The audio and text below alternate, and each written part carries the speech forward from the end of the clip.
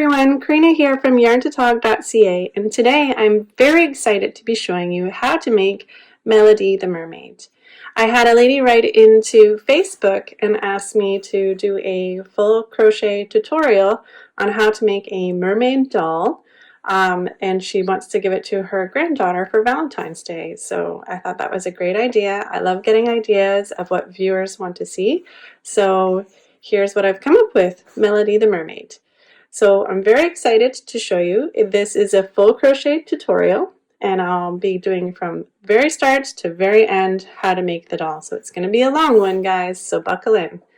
If you want to just jump ahead to figure out how to make a certain part of the doll, like say how to attach the arms or how to do the hair, I'll put a description in the description down below. I'll put timestamps, so I'll put like say how to attach arms, and then beside it it'll be a time or a number. Just click that time and number and it'll take you, boom, directly right to that part of the video, so you don't have to watch the full tutorial. So if you want to skip this intro and just get started, then find that timestamp in the description down below and go ahead and get started. But for right now, I'm just going to mention a few things here.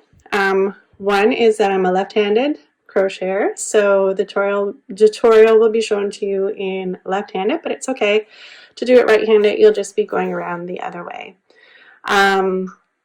Also, I'm just letting you know that this is a full tutorial for beginners, so I'm going to be going very slow, walking you through the pattern and how to read it, and just going along round by round. So it'll be a long tutorial. So if you want to grab up the pattern with no ads or anything and you want to be able to print it out, I do have it for purchase in my Etsy store and Ravelry store, and I'll put the links to that in the description down below as well.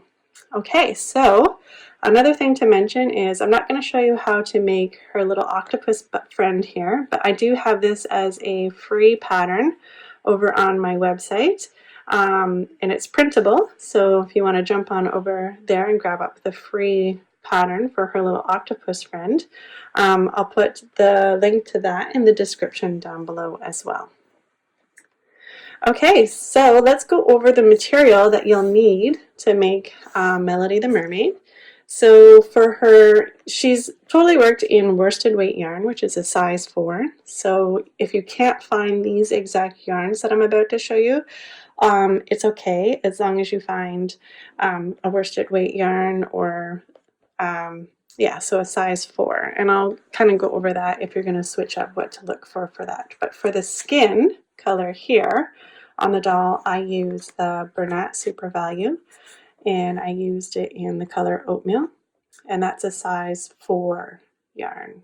Okay, and then for her top, side fins, tail, and fin, I used what's called Bernat Satin Sparkle, and this is in Coral, and this here is a size 4 as well.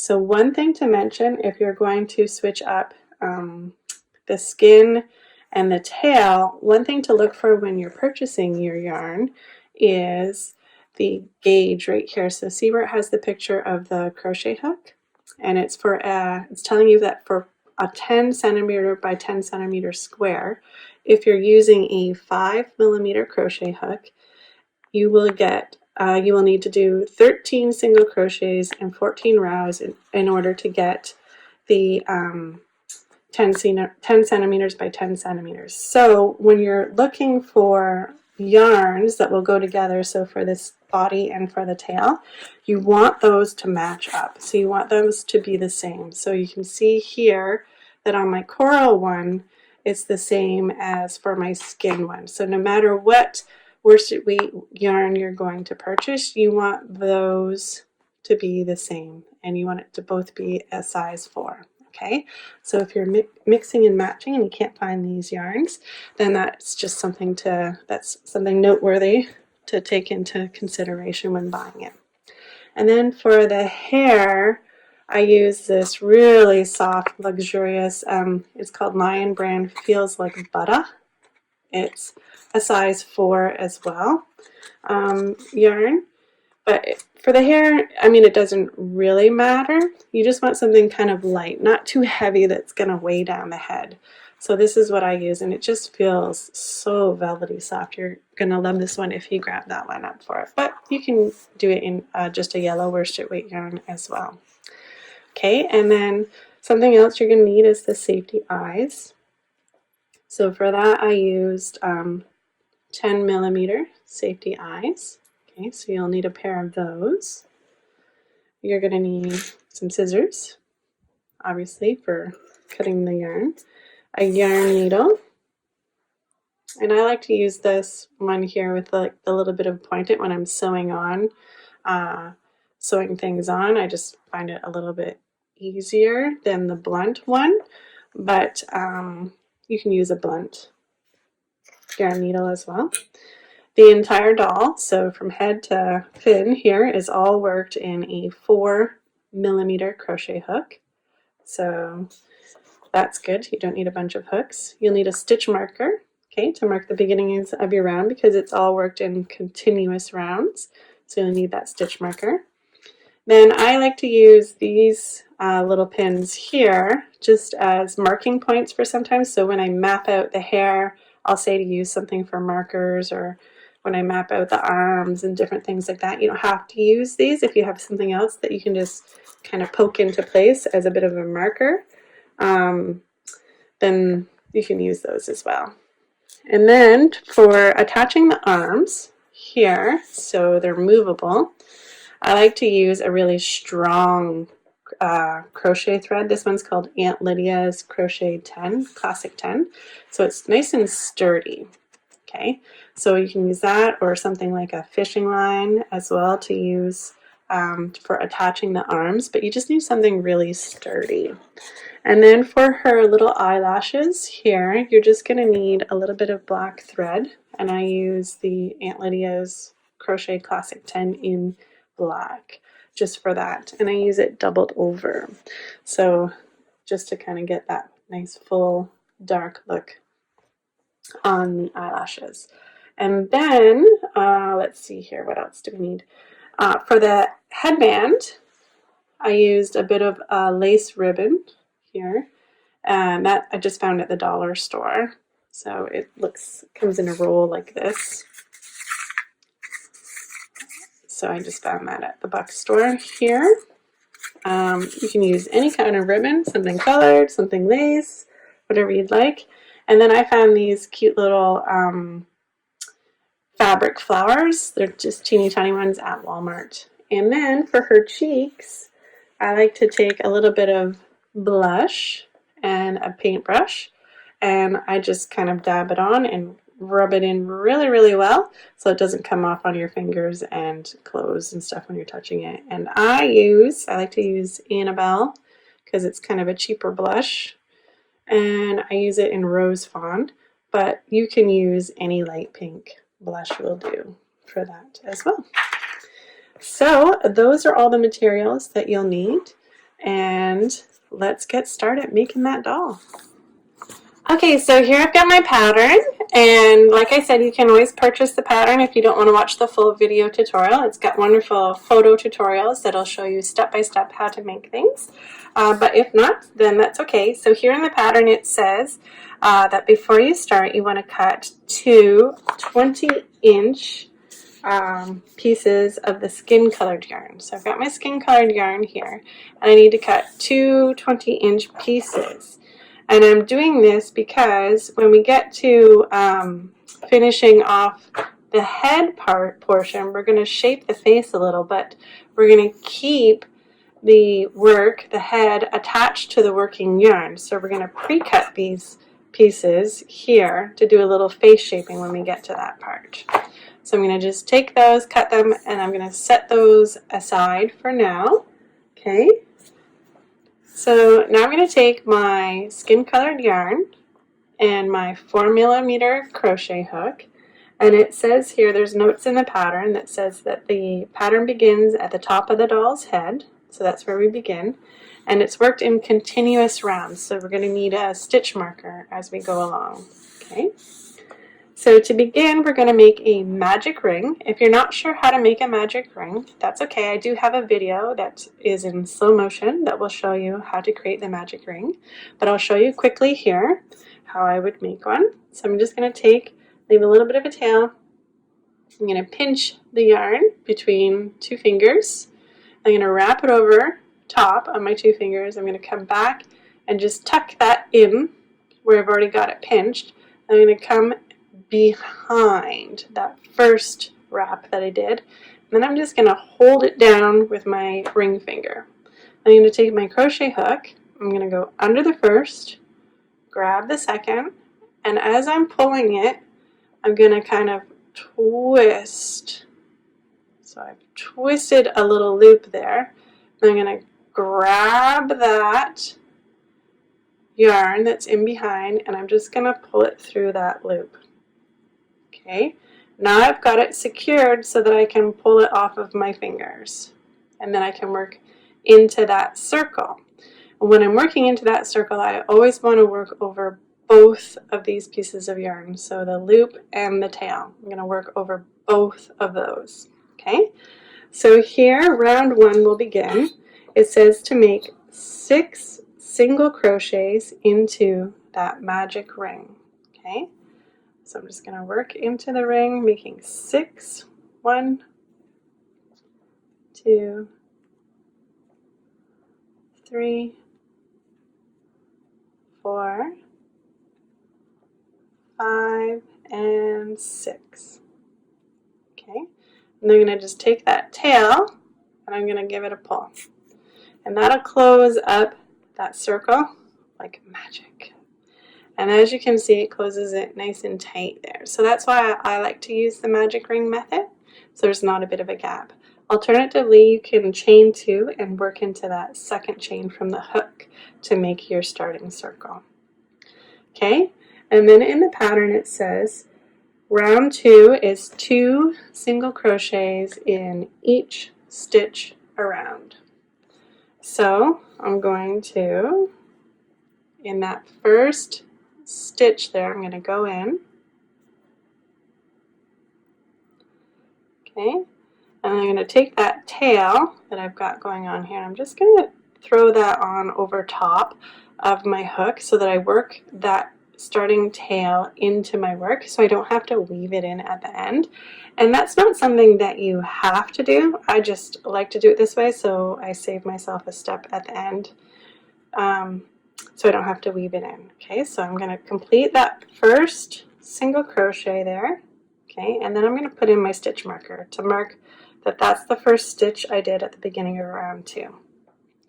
Okay, so the instructions were to put 2 single crochet in each stitch around, so I'm going to go back into that exact same stitch that I just worked into and put another single crochet.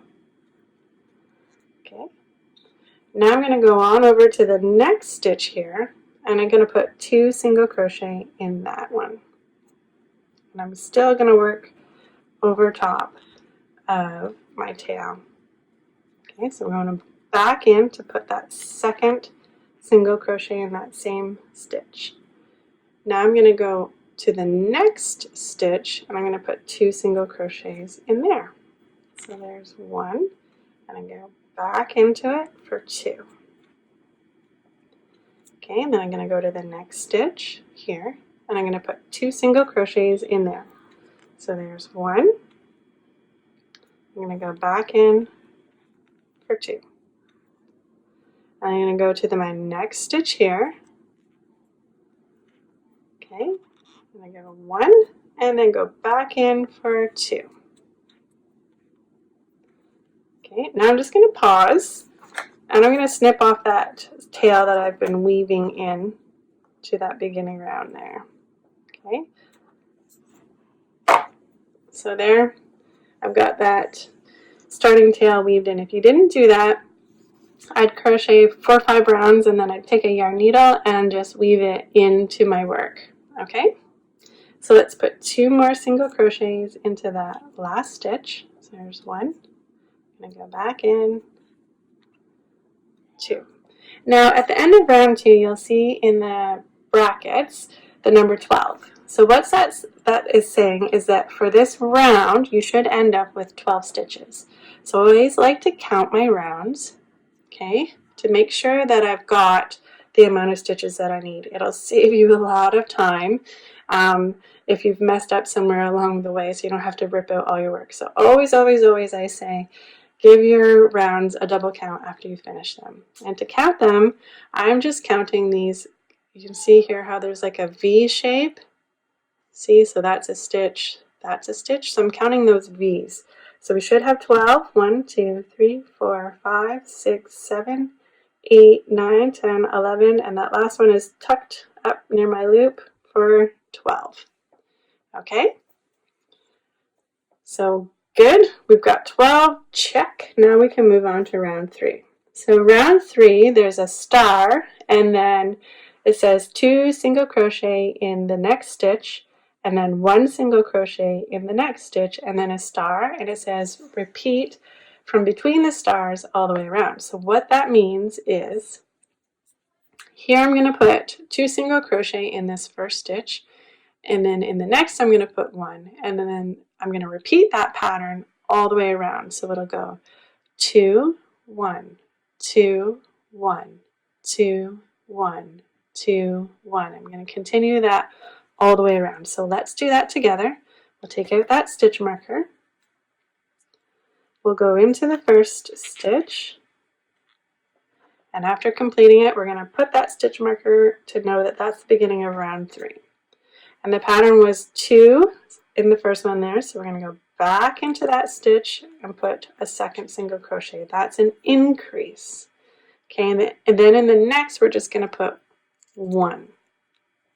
So 1. Okay, so we're going to repeat that all the way around. So the next one should have 2. So 1, going to go back in for 2. And then in the next it should just have 1. So 1. In the next is 2, so 1, go back in for 2, and then the next should just have 1.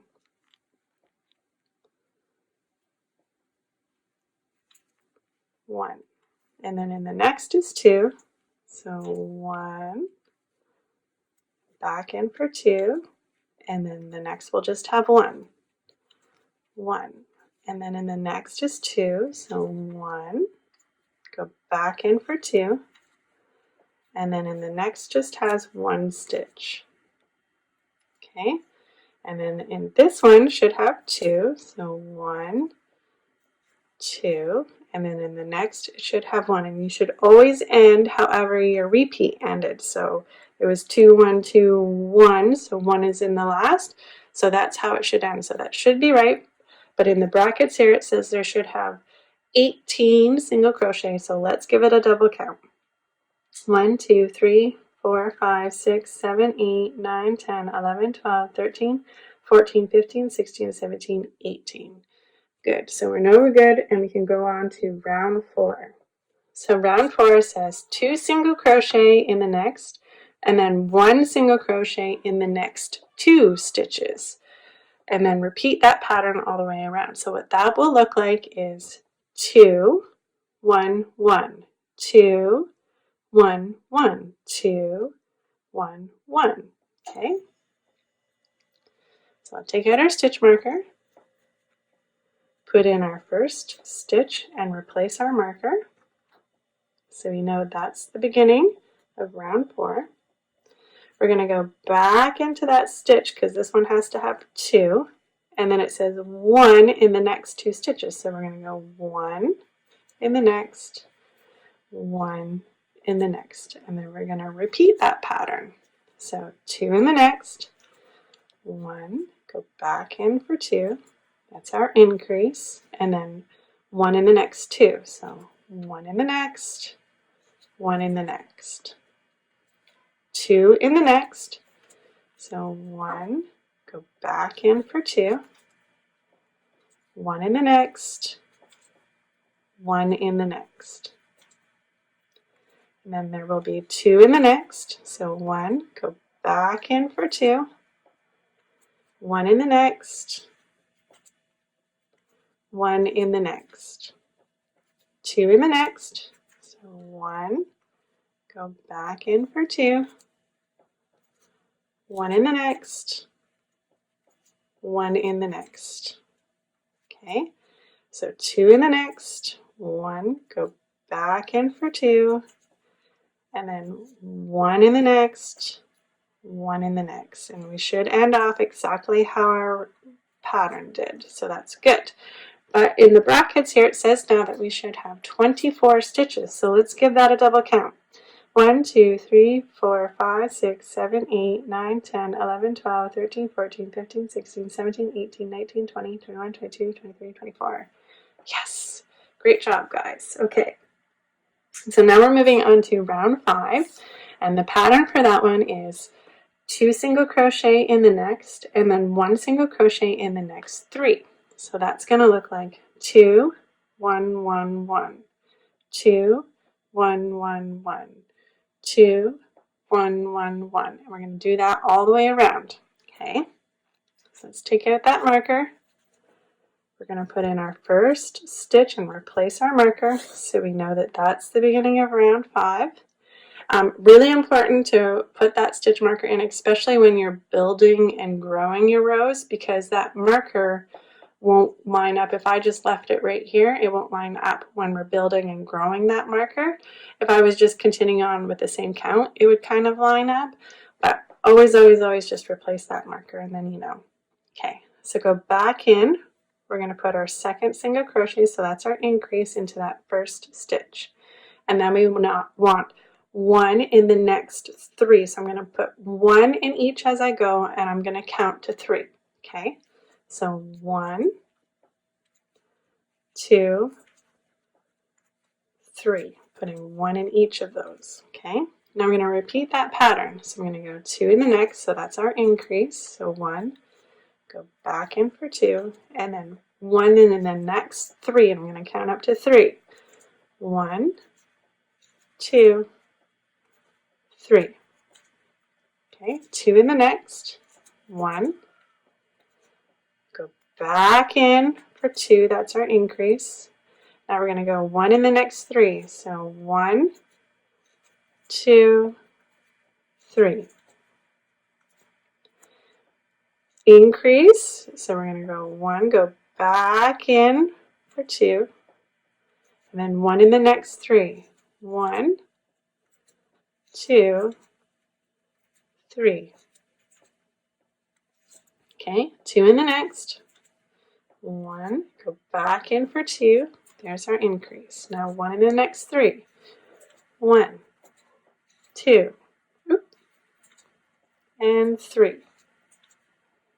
Okay, 2 in the next. So 1, go back in for 2, and then 1 in the next 3. 1, 2, 3. And you should end off exactly how your pattern ended off. So that's good. That's a good sign. So we should have 30 single crochet. So let's give that a double count. 1, 2, 3, 4, 5, 6, 7, 8, 9, 10, 11, 12, 13, 14, 15, 16, 17, 18, 19, 20, 21, 22, 23, 24, 25, 26, 27, 28, 29, and 30. Sweet. Now we can move on to round 6.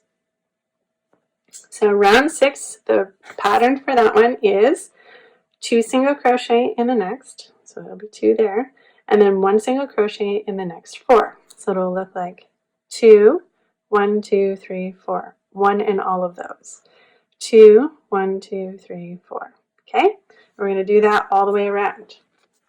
So take out your stitch marker, put your first stitch in, and replace your stitch marker. Go back in to that stitch for an increase. Now we're going to do 1 in the next 4. I'm going to count up to 4, just putting 1 stitch in as I go. 1, 2, 3, and 4. Okay, repeat that pattern. So we're going to do an increase. So that's 2 in this next stitch. Go back in for 2. There we go. And then 1 in the next 4. So counting up to 4, putting 1, 1, 2, 3, 4. Increase. So we're going to put 2 in the next. So 1, go back in for 2. and then 1 in the next 4, counting up to 4 as we go. 1, 2, 3, and 4. Okay, 2 in the next. So 1, go back in for 2, 1 in the next 4. 1, 2, 3, and 4. Okay, 2 in the next. So 1, 2, and then 1 in the next 4. 1, 2, 3, and 4. 2 in the next. So 1, going back in for 2, and then 1 in the next 4 stitches. 1, 2, 3, and 4. And we should end up exactly how our pattern ended up, so that's a good sign. So at the end of this round, it says we should have 36 stitches. So let's give this a double count. 1, 2, 3, 4, 5, 6, 7, 8, 9, 10, 11, 12, 13, 14, 15, 16, 17, 18, 19, 20, 21, 22, 23, 24, 25, 26, 27, 28, 29, 30, 31, 32, 33, 34, 35, 36. Yes. Okay, so round 7. So the pattern for this one is 2 single crochet in the next stitch and then 1 single crochet in the next 5. So that'll look like 2 and then 1, 2, 3, 4, 5. 2, 1, 2, 3, 4, 5. Okay, so let's take out our stitch marker. We're going to put in our first stitch, replace our stitch marker. We're going to go back into that first stitch to do an increase, so that's our 2 single crochet in the next, so right there. And then we're going to go 1 single crochet in the next 5 stitches, counting up to 5 as we go. So 1, 2, 3, 4, and 5. Okay, so we're going to repeat that pattern. So 2 in the next, so 1, go back in for 2, that's our increase, and then 1 in the next 5. 1, 2, 3, 4, and 5. Okay, 2 in the next, so 1, 2, 1 in the next 5. 1, 2, 3, 4, 5. 2 in the next, so 1, 2. 1 in the next 5. 1, 2, 3, 4, and 5. 2 in the next, so 1, go back in for 2, and then 1 in the next 5. 1, 2, 3, 4, 5. 2 in the next, so 1, go back in for 2, 1 in the next 5. 1, 2, 3, 4, and 5. So it should end up exactly how our pattern ended up, so that's good. And we should have a stitch count of 42. So give that a double count. 1, 2, 3, 4, 5, 6, 7, 8, 9, 10, 11, 12, 13, 14, 15, 16, 17, 18, 19, 20, 21, 22, 23, 24, 25, 26, 27, 28, 29, 30, 31, 32, 33, 34, 35, 36, 37, 38, 39, 40, 41, 42. All right, so now we can move on to round 8. So for this one, it's a little bit different. It says to add 2 single crochet in the next stitch and then 1 single crochet in the next 13. Okay, so let's do that together. Take out your stitch marker, add your first, replace your stitch marker. We're going to go back into that exact same stitch for 2. Okay, and now we're going to do 1 in the next 13, counting up to 13 as we go. So here's 1, 2, 3, 4, 5, 6, 7, 8, 9, 10, 11, oh, I lost it, 11, 12, and 13. Okay, so now we're going to repeat that. We're going to do 2 single crochet in the next, so that'll be your increase. So I'm going to go 1, I'm going to go back into that stitch for 2, and then 1 in the next 13. So 1, 2, 3, 4, 5, 6, 7, 8, 9, 10, 11, 12, 13. Okay, one more time. So we're going to go 2 in the next. So 1, go back in for 2, and then 1 in the next 13. 1, 2, 3, 4, 5, 6, 7, 8, 9, 10, 11, 12, 13. So that's good. It should end up exactly how the pattern ended up. So, but give it a double count. So here you should have 45 at the end of this round. So count that.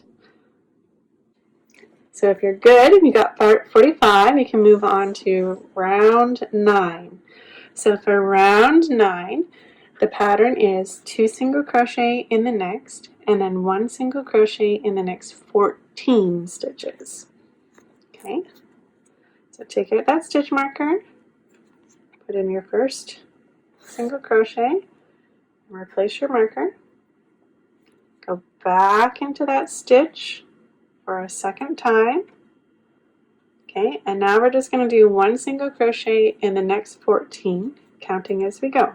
1, 2, 3, 4, 5, 6, 7, 8, 9, 10, 11, 12, 13, 14. Good. So now we're going to repeat that. So there should be 2 in the next. So we're increase. So we're going to do 1, go back in for 2. And then we're going to put 1 in the next 14 stitches, counting as we go. 1, 2, 3, 4, 5, 6, 7, 8, 9, 10, 11, 12, 13, and 14. Okay, so one more time with that repeat. So we're going to go 2 in the next. So there's 1, go back in for 2, and then 1 in the next 14. So 1, oops, split my thread. Definitely do not want split thread. I always pull those out and do it again. 2, 3, 4, 5, 6, 7, 8, 9, 10, 11, 12, 13, and 14. So that's good. It ends up exactly how our pattern was, so perfect. But at the end of this round, it says you should have 48 stitches. So give that a double count, okay? Make sure you have 48. So now what's going to happen is for rounds 10 to 18, you're just going to put 1 single crochet in each stitch around, so 48 stitches for every round. We're placing your stitch marker at the beginning of each round. So rounds 10 to 18, that's a total of 9 rounds. You're just going to go ahead and do that, putting 1 stitch all the way around, so 48 stitches, and meet back up with me once you've completed up to round 18. So 9 more rounds of just 1 stitch around, okay? And then we'll meet back up. Okay, so here we are. This is what it should look like when you've finished up to round 18, okay? So you have kind of this little bowl looking thing.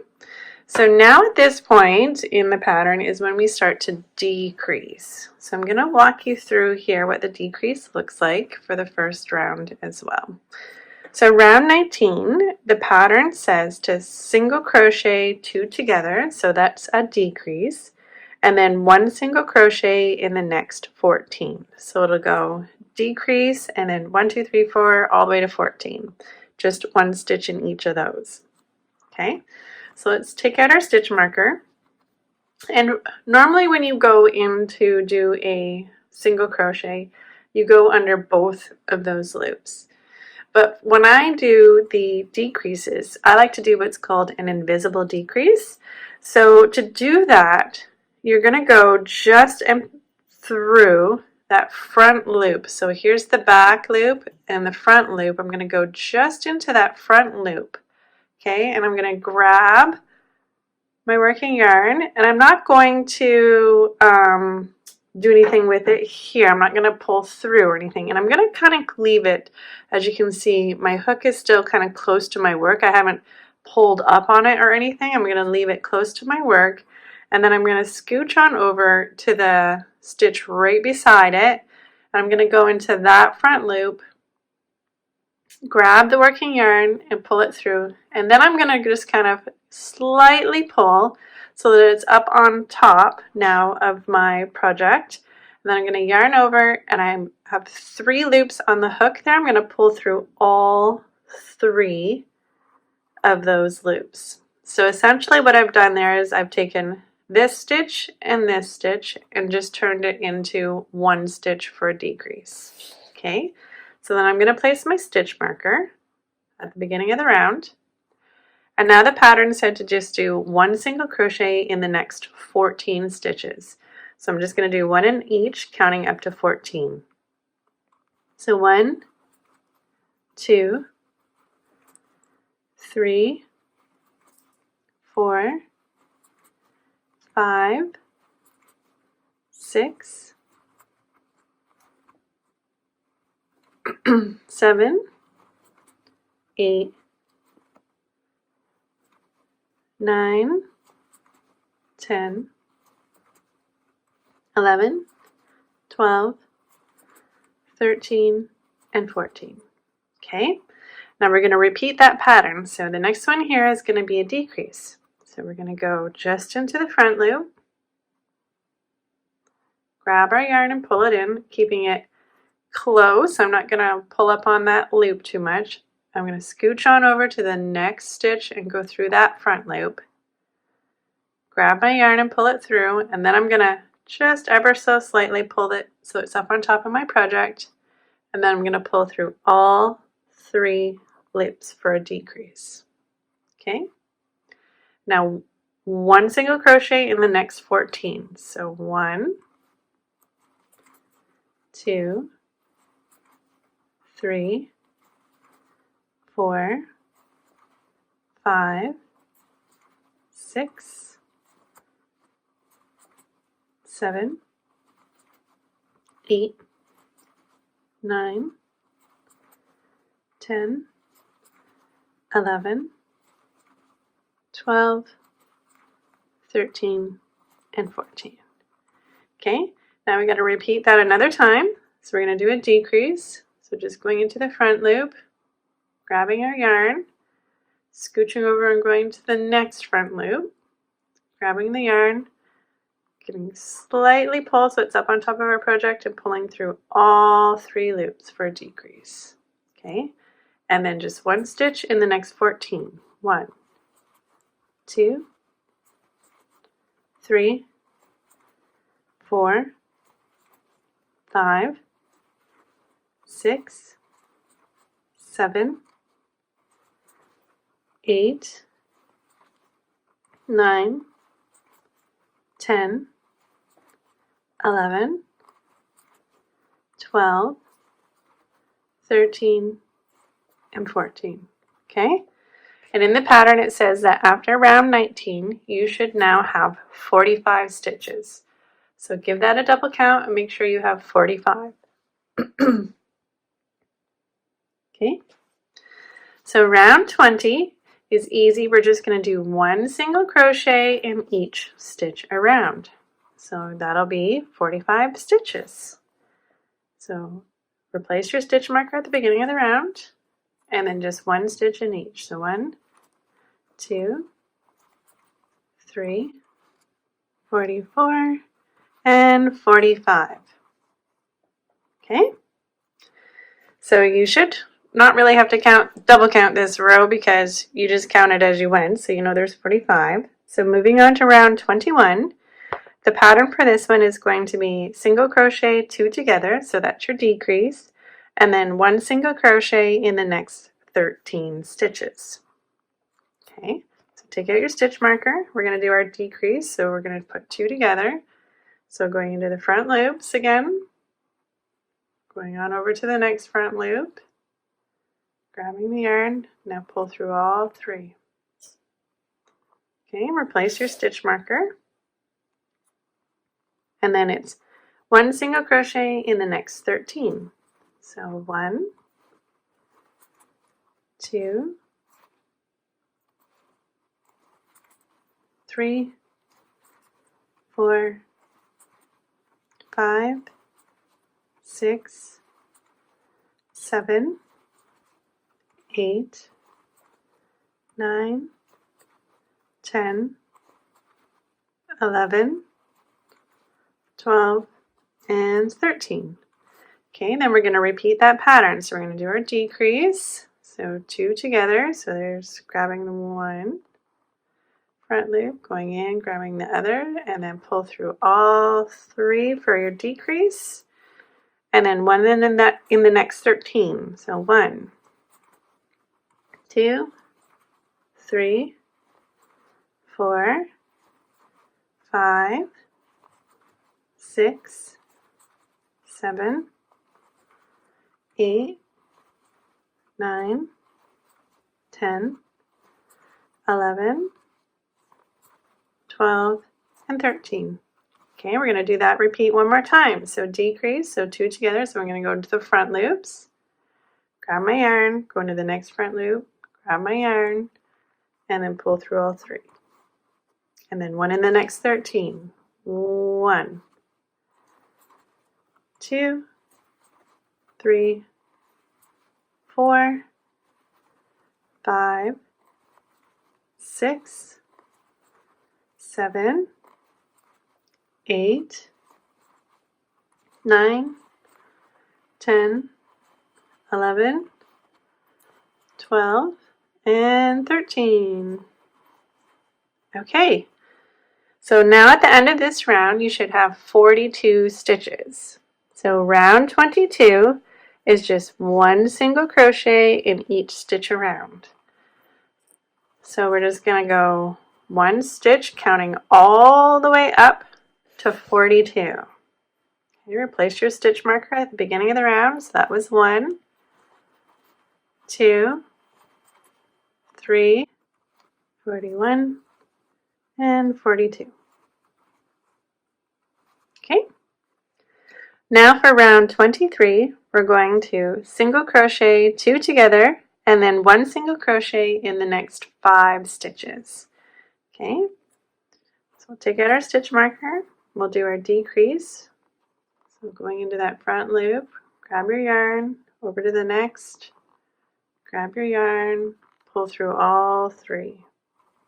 Replace your stitch marker at the beginning of the round, and then it's 1 single crochet in the next 5 stitches. So 1, 2, 3, 4, 5. Now we're going to repeat that pattern. So we're going to single crochet 2 together, and then 1 single crochet in the next 5. 1, 2, 3, 4, 5. Single crochet 2 together. Okay, and then 1 single crochet in the next 5. 1, 2, 3, 4, 5. Single crochet 2 together. 1 single crochet in the next 5. 1, 2, 3, 4, and 5. Single crochet 2 together. 1 single crochet in the next 5. 1, 2, 3, 4, 5. Single crochet 2 together. 1 single crochet in the next 5. 1, 2, 3, 4, and 5. Perfect. So now your stitch count should be 36. So give that a double count. Round 24 is just 1 single crochet in each stitch around. Okay, so we're going to replace our stitch marker there at the beginning of the round.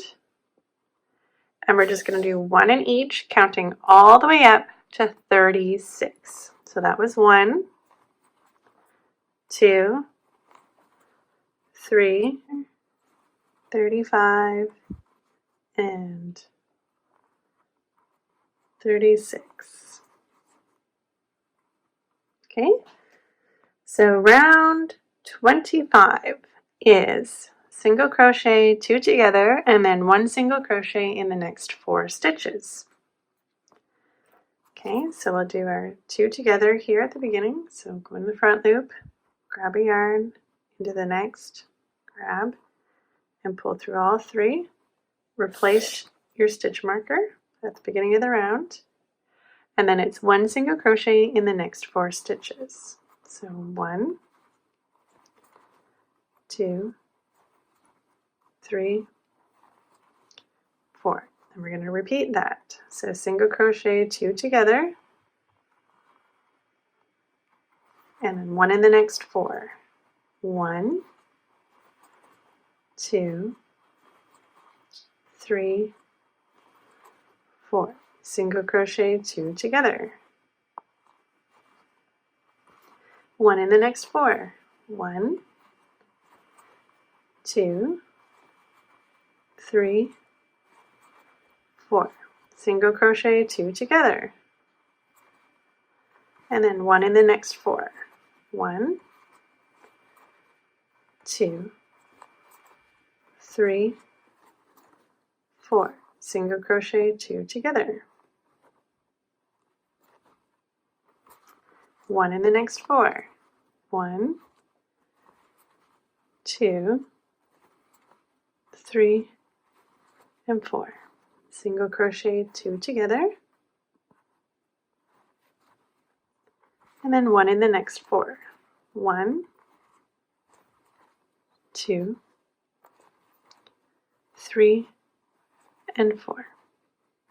Okay, so at the end of round 25, you should now have 30 stitches. So be sure to give that a double count for 30. Okay.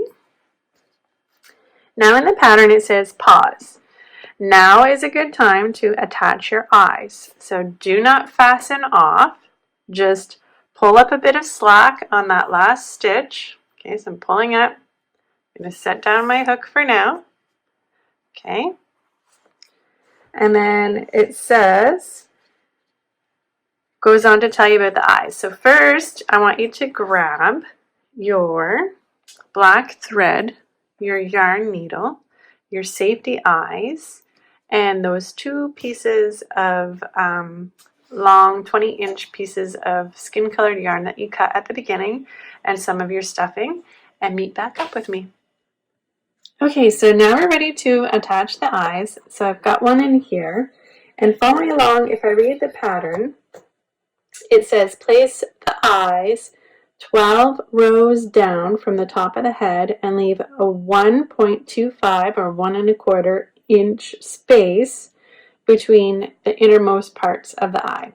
So I already pre-counted down here. So my yarn here is just kind of dangling kind of towards the back, and I picked a nice kind of flat looking surface. It really doesn't matter where you put it at this point, but I like to kind of line it up into a nice kind of flat surface, and then count 12 rows down. So 1, 2, 3, 4, 5, 6, 7, 8, 9, 10, 11, 12, and then kind of in this space right here, I've just plopped it in for now. I haven't attached it. It's just hanging out in there, and just in case I want to move it around and it's not right. Okay, and then in the pattern, here I'm just going to show you a little quick tip that I have in the pattern that says that the eyes come in 2 different pieces. So there's the eye with the little threaded rod at the back, and then the washer. So washers can either be flat or kind of rounded. As you can see, this one here has got a bit of a round to it, or they can be completely flat. They can be metal or plastic. The most important thing to remember when you're attaching safety eyes is that flat meets flat.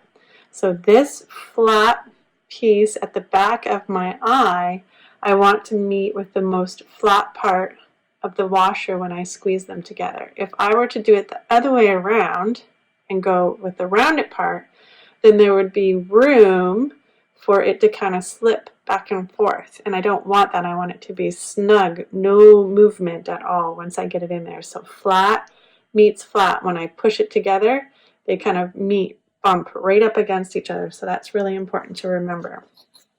Okay, so in the pattern it says 12 rows down, so I've done that, and then 1.25 or 1.25 inches from the innermost part of the eye. So I'll just take my ruler here, and I know that 1.25 is about right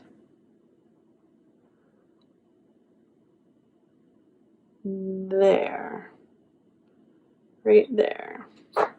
So I'll poke that in, and I know I'm 12 rows down because I already counted on this one, so I'm going into the same row. Okay, so I haven't attached them yet, so I can still move them around if I don't like the placement of them. I'm going to give it a double check here and make sure that my measurement was correct. So 1.25 at the innermost part of the eye. Okay, so it's coming to this 0.25 line right there. Okay, so that's also about approximately 1, 2, 3, 4, 5, 6, 7 stitches in between if you don't have a ruler. Okay, so to attach them then, I'm just going to flat meets flat, so I'm going to just flip it so I can see the backs of those eyes. Okay, and then I'm going to put that on, and I'm going to squeeze it until it slides in there totally snug on, and it's right up against it. Okay, and I'll do that for my other one. Totally on. Okay, so now I just want you to stuff your head and meet back up with me. Okay, so here now I've added some stuffing to the head, and what I've done is I've gone ahead and put one of those long 20-inch pieces of yarn that we cut at the beginning onto a blunt yarn needle. Okay, so this is an extra long 5-inch one that I like to use when I'm doing any type of shaping. You don't have to use it. One of the small ones will work absolutely fine with this. If you want to know where I got this one, on my website, yarntotog.ca, I list all the products that I use, and you'll see a picture of this long 5-inch blunt yarn needle. So you'll get a description of it there if you'd like. So that's yarntotog.ca. Okay. So here is where you need those pieces of yarn that you pre-cut. Put them onto your yarn needle.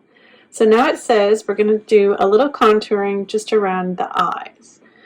So we're going to insert the needle into the opening at the bottom of the head and come out at the bottom inner corner of one eye. So I'm going to go in here through the bottom of the head, and just at the bottom corner, so you got to kind of imagine that this eye is almost like in a square, okay?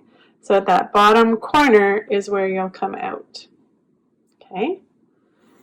And then it says insert the needle, so I'm just going to pull, and I'm going to leave a little bit of a tail down here like this, okay? Can you see that?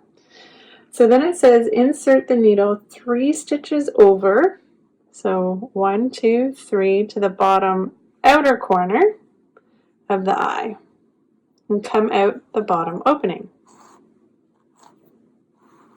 Okay? And then you're going to repeat that exactly for the other eye, making sure that you're coming, when you come out here, that you're coming out on the same row as what you came out before. Okay? And then I'm going to move 3 stitches over, so 1, 2, 3, and come out the bottom opening of the head. All right, so here now I've got these 2 yarn ends, so I'm just going to give that a pull like so, and as you can see, it just kind of contoured in those eyes. Okay, and then I'm going to take and I'm going to tie these 2 yarn ends into a double knot. Okay, making sure that I've got the contour that I want, so I'm going to tie it, give a look. If I want to pull it tighter, then I'll pull it tighter at that point. Okay, so I like that right there, and we're going to put that into a double knot. Okay.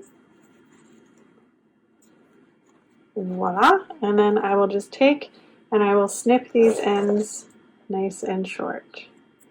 Here. Alright, so that was easy. We just added a cute little contour to the eyes. So now the next step is to just kind of define a little bit of a nose. So I'm going to take that second long piece of the 20-inch that we cut at the very beginning before we began. I'm going to thread that onto my yarn needle. Okay. Now for the nose, it says, so insert, so first actually you're supposed to mark the 2 stitches between the eyes 3 rows down from the bottom. So I'll just take an extra little yarn needle here that I have. And I'm going to look for the 2 stitches, 3 rows down from the bottom of the eyes. So here is 1, 2, 3. So it looks like it's maybe, nope, that's kind of a little off to the side. Those 2, is that the 2 that's right in between the eyes? So you're looking for, so 1, 2, 3, so this row here, the 2 stitches that are kind of right in between, so that looks about right. Okay. So now that I know what 2 stitches I'm going to use, I'm going to take my other yarn needle, okay, I'm going to insert it into the bottom of the head, and I'm just going to come out through one of those stitches that I kind of have marked. So this one here. And I don't need that marker anymore. Okay, so I'm going to pull up, leaving it so that there's a bit of a tail here at the bottom. Okay. And then I'm going to go and I'm going to insert the 2 stitches over, and I'm going to come out at exactly the stitch that I just came out of. Okay, so I just went over to that second stitch. That's where I had the other one marked there. I'm going over, coming out that exact same spot. And then when I pull, the yarn will, oh, don't get it twisted though. The yarn will just lay right on top of the doll's face.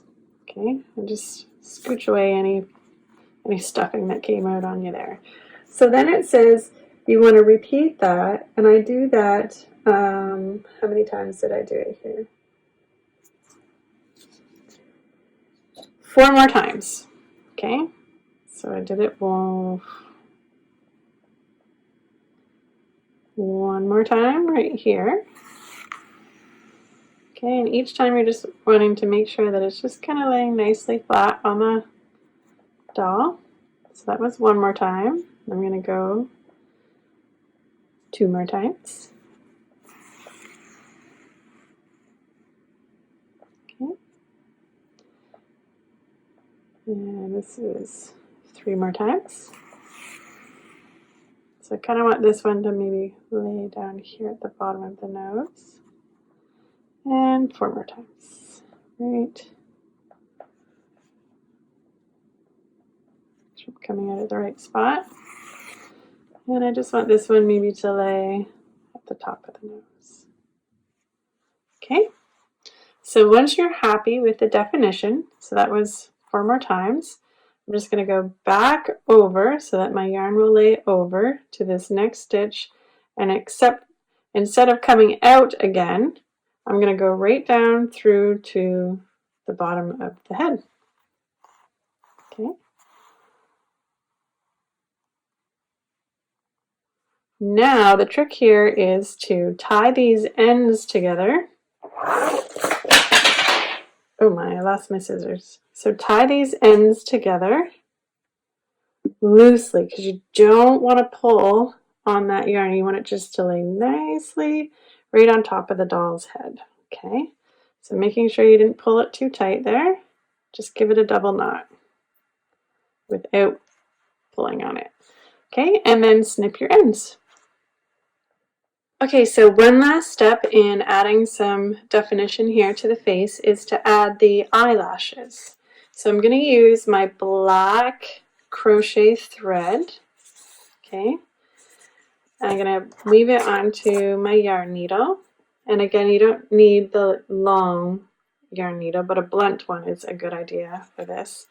I'm going to do a nice long, so I'm going to have it doubled.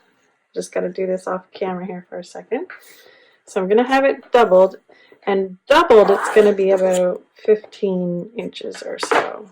Okay, so nice and long like that, and doubled over. Okay, so I'm going to set that aside. So now for the eyelashes, it says to insert the needle into the opening at the bottom of the head and come out at the outer middle of one side of an eye. Okay, so I'm going to insert into the bottom of the head and see here about the middle of the eye, nice and close to the eye. So I'm going to come out right there. Okay. I'm going to leave a little tail at the bottom. Okay, put it like that is good. Now it says, insert the needle 1 stitch over, moving away from the eye. So 1 stitch over will be about that way. And then 1 row above. And then come out back at that starting stitch. Okay. And the yarn, or the thread, sorry, will lay on top of the doll. And because it's doubled, don't pull tight, just figure out which one is not really coming through, and then just gently guide it to lay flat on the doll. Okay, you don't want to pull tight, you want it to have like a nice kind of loose look there.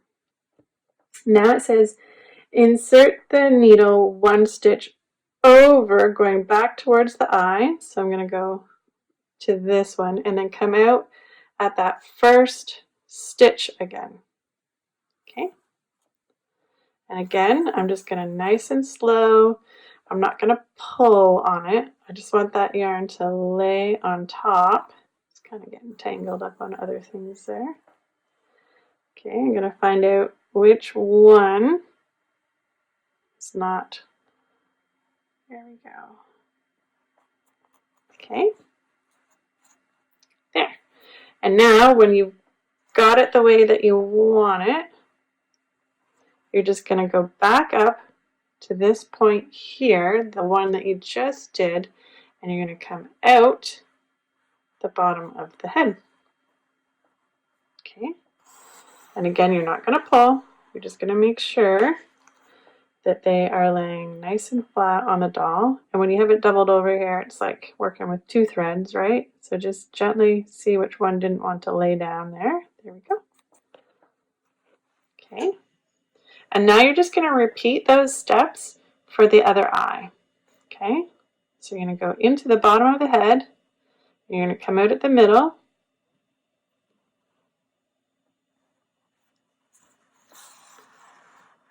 There we go. Go 1 stitch over away from the eye and 1 row up, and then come back out. Not pulling tight. Now we're going to go 1 stitch back towards the eye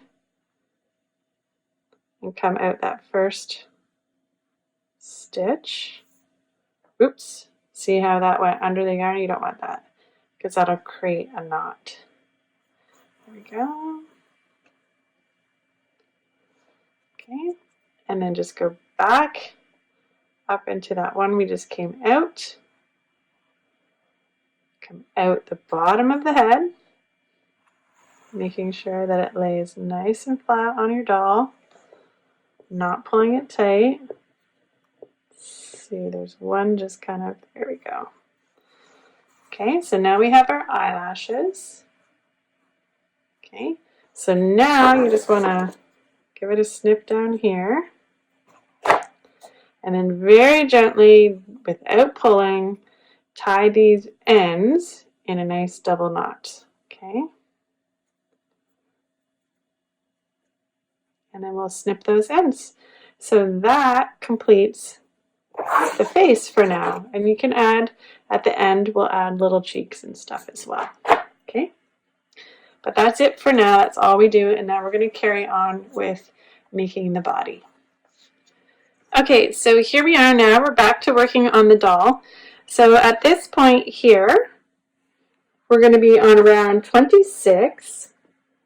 And it says to single crochet 2 together, 1 single crochet in the next 3 stitches.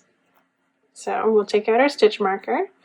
We're going to single crochet 2 together. Oops, I think I've got a hair or something in my, there we go. So single crochet 2 together. So we're going to go into the front loops, like so. Pull through all 3. Replace our stitch marker. And then 1 single crochet in the next 3 stitches. So that's 1, 2, 3. Single crochet 2 together.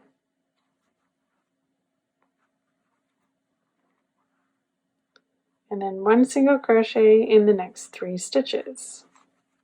So 1, 2, 3. Single crochet 2 together. 1 single crochet in the next 3 stitches. So 1, 2, 3. Single crochet 2 together. 1 single crochet in the next 3. 1, 2, 3. Single crochet 2 together.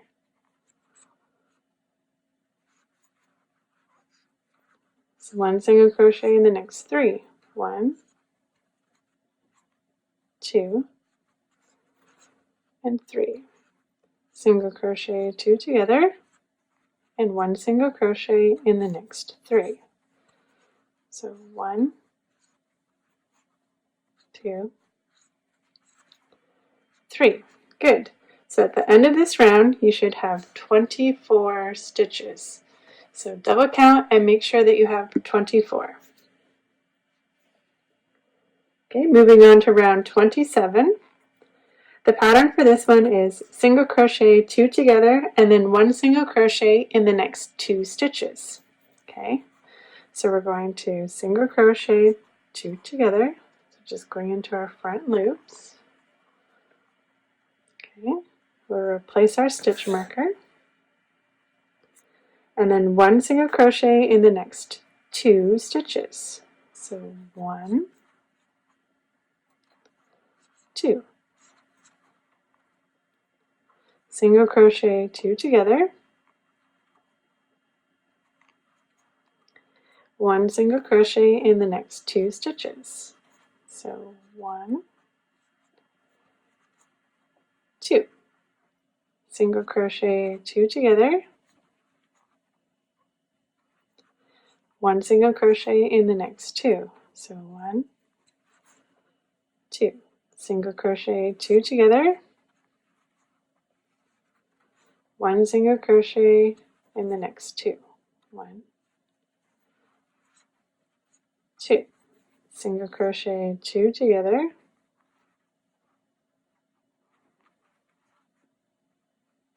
1 in the next 2. 1, 2. Single crochet 2 together, 1 in the next 2. Oops, got caught on something there. 1, 2. Good. So at the end of this round, you will have 18 stitches. Okay. So round 28 is just 1 single crochet in each stitch around. So take out your stitch marker, do 1, and then replace your stitch marker, and then just 1 in each stitch, counting all the way up to 18. So there's 1, that was 2, 3, 17, and 18. Okay, so again, you'll have 18 here, but you know that because you just count it as you went around. So now we're going to go to the next page here in the pattern, and it's round 29. So what we've done there by bringing it in is we've kind of brought it in so we made a neck. But now we're going to start growing it out a little bit bigger to build up kind of the body, the shoulders. But we don't add a lot of width onto the shoulders because we have arms that are separate. So we need to take those into account as well. Okay, so now we're not going to be decreasing, we're going to be increasing. Okay, so round 29 is 2 single crochets in the next stitch and then 1 single crochet in the next 2 stitches. Okay, so we're increasing now, we're going to be getting bigger to build that body. So we're going to put 1 in this one, replace our stitch marker,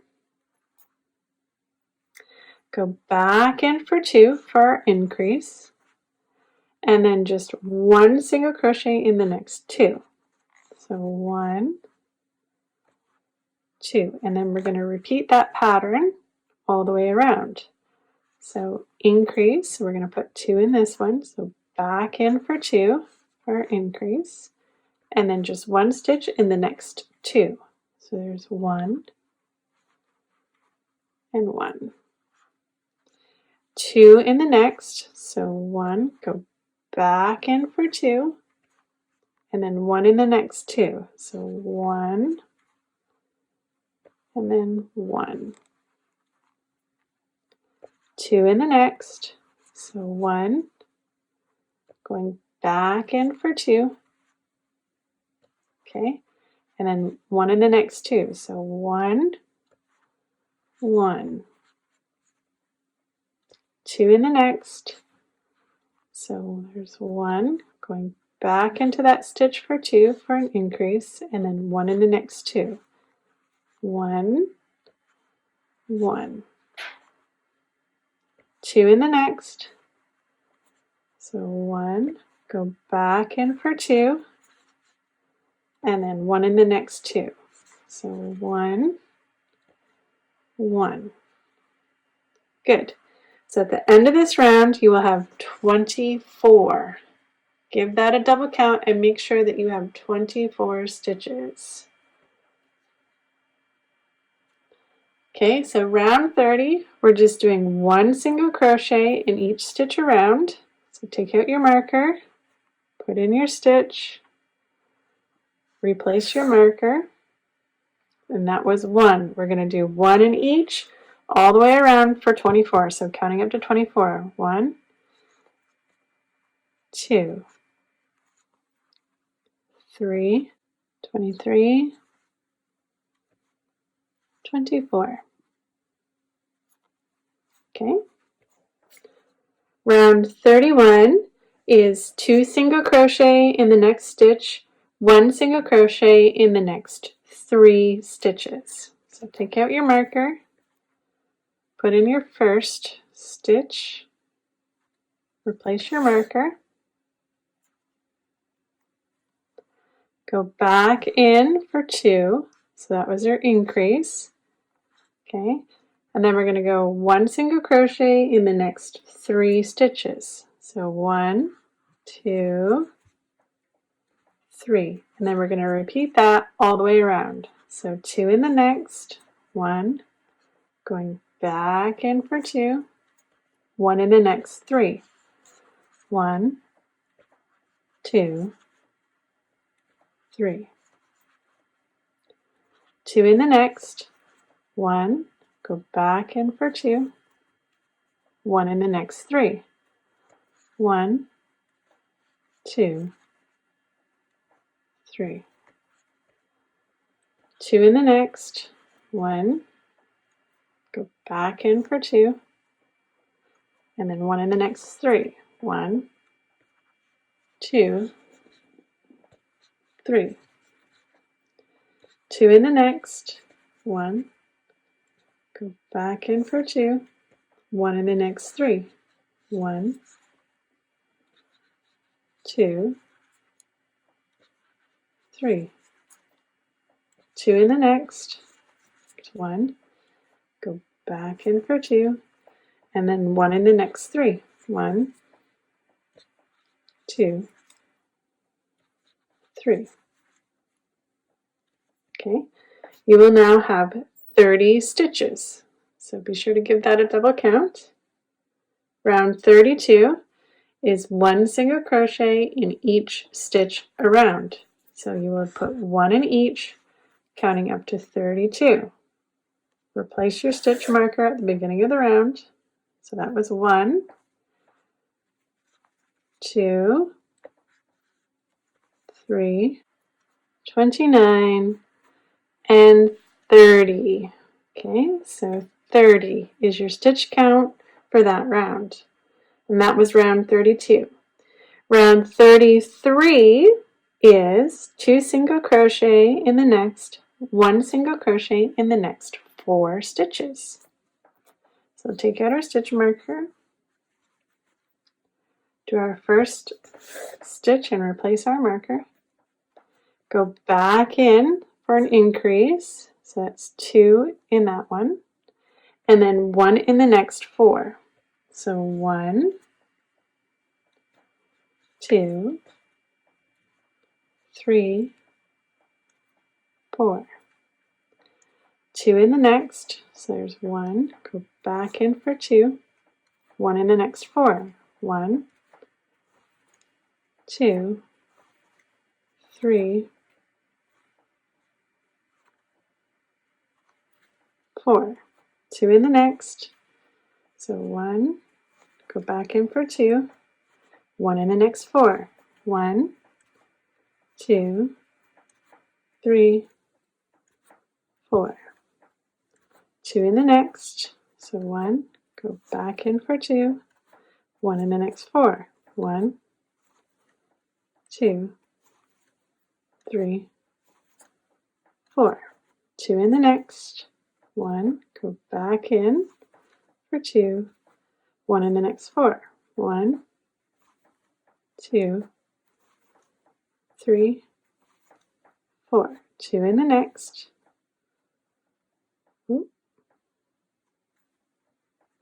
Go back in for 2. And then 1 in the next 4. 1, 2, 3, 4. Okay, so your stitch count now is 36. Okay, so round 34 is 1 single crochet in each stitch around. So that'll be 36 stitches. So we'll put 1 in each, counting all the way up to 36. So place your marker at the beginning of the round. That was 1, 2, 3, 35, 36. Okay, so round 35, we're going to do 2 single crochet in the next stitch, 1 single crochet in the next 5 stitches. Okay, so we'll put in our first, replace our marker, go back into that stitch for 2, and then it's just 1 in the next 5. 1, 2, 3, 4, 5. So 2 in the next. 1, go back in for 2. That's our increase. 1 in the next 5. 1, 2, 3, 4, 5. Oops. 2 in the next for our increase. 1, go back in for 2. 1 in the next 5. 1, 2, 3, 4, and 5. Okay. 2 in the next, so 1, go back in for 2. 1 in the next 5. 1, 2, 3, 4, 5. 2 in the next. 1, go back in for 2. 1 in the next 5. 1, 2, 3, 4, 5. Oops. 2 in the next. Go back in for 2. Oops. And then 1 in the next 5. 1, 2, 3, 4, and 5. Okay, so now you should have 42 stitches. Okay, so for rounds 36 to 40, we're going to do 1 single crochet in each stitch around, being sure to replace your stitch marker at the beginning of each round, putting 1 in each, counting all the way up to 42 for a total of 5 rounds. Okay, so when you've done those 5 rounds, we'll meet back up. Okay, so here we are. We finished up to round 40. So we did those 5 rounds of 42 stitches each. Okay, so now we're going to move on to round 41. So round 41, the repeat for that one is single crochet, 2 together, 1 single crochet in the next 5 stitches. Okay, so I remove my stitch marker. I'm going to do 2 together, so that's a decrease right here, going into the next front loop, and then pulling through all 3. Replace your stitch marker at the beginning of the round. Okay. And then it's 1 single crochet in the next 5 stitches. So 1, 2, 3, 4, 5. Now we're going to repeat that pattern. So single crochet 2 together, going into just the front loops. Okay, pull through all 3, and then 1 in the next 5. 1, 2, 3, 4, 5. Single crochet 2 together, and then 1 in the next 5. 1, 2, 3, 4, and 5. Single crochet 2 together,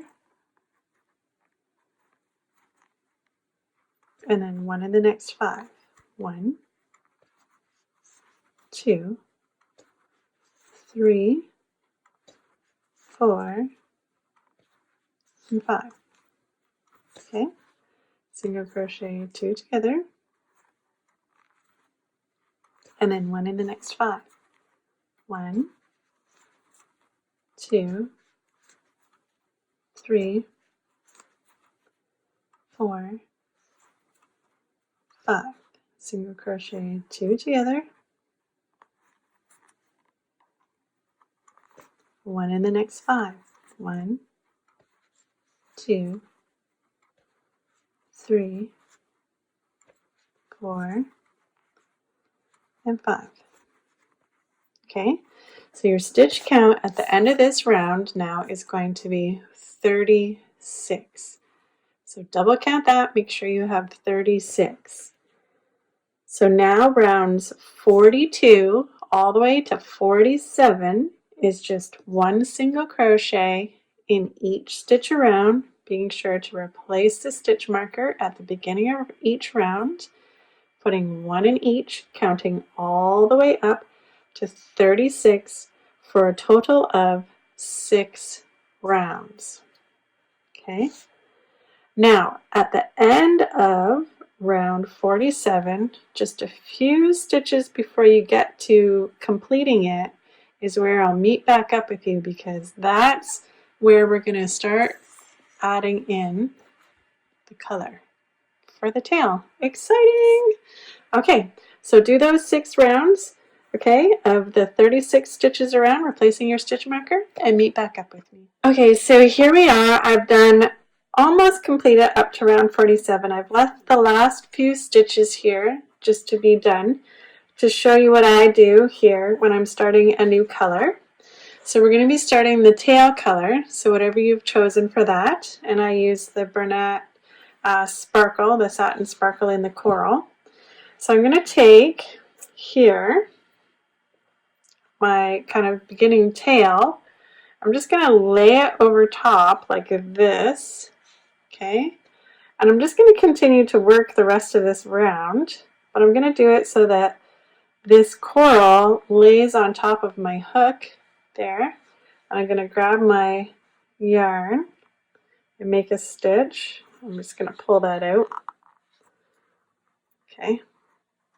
So if you accidentally grab it like that, you just want it in the background. You don't want to actually see the coral yarn right now. We're just kind of working over top of it so that that first slip stitch isn't a loose one. It's kind of already worked in. So we're just working it in at the back there, if you can see.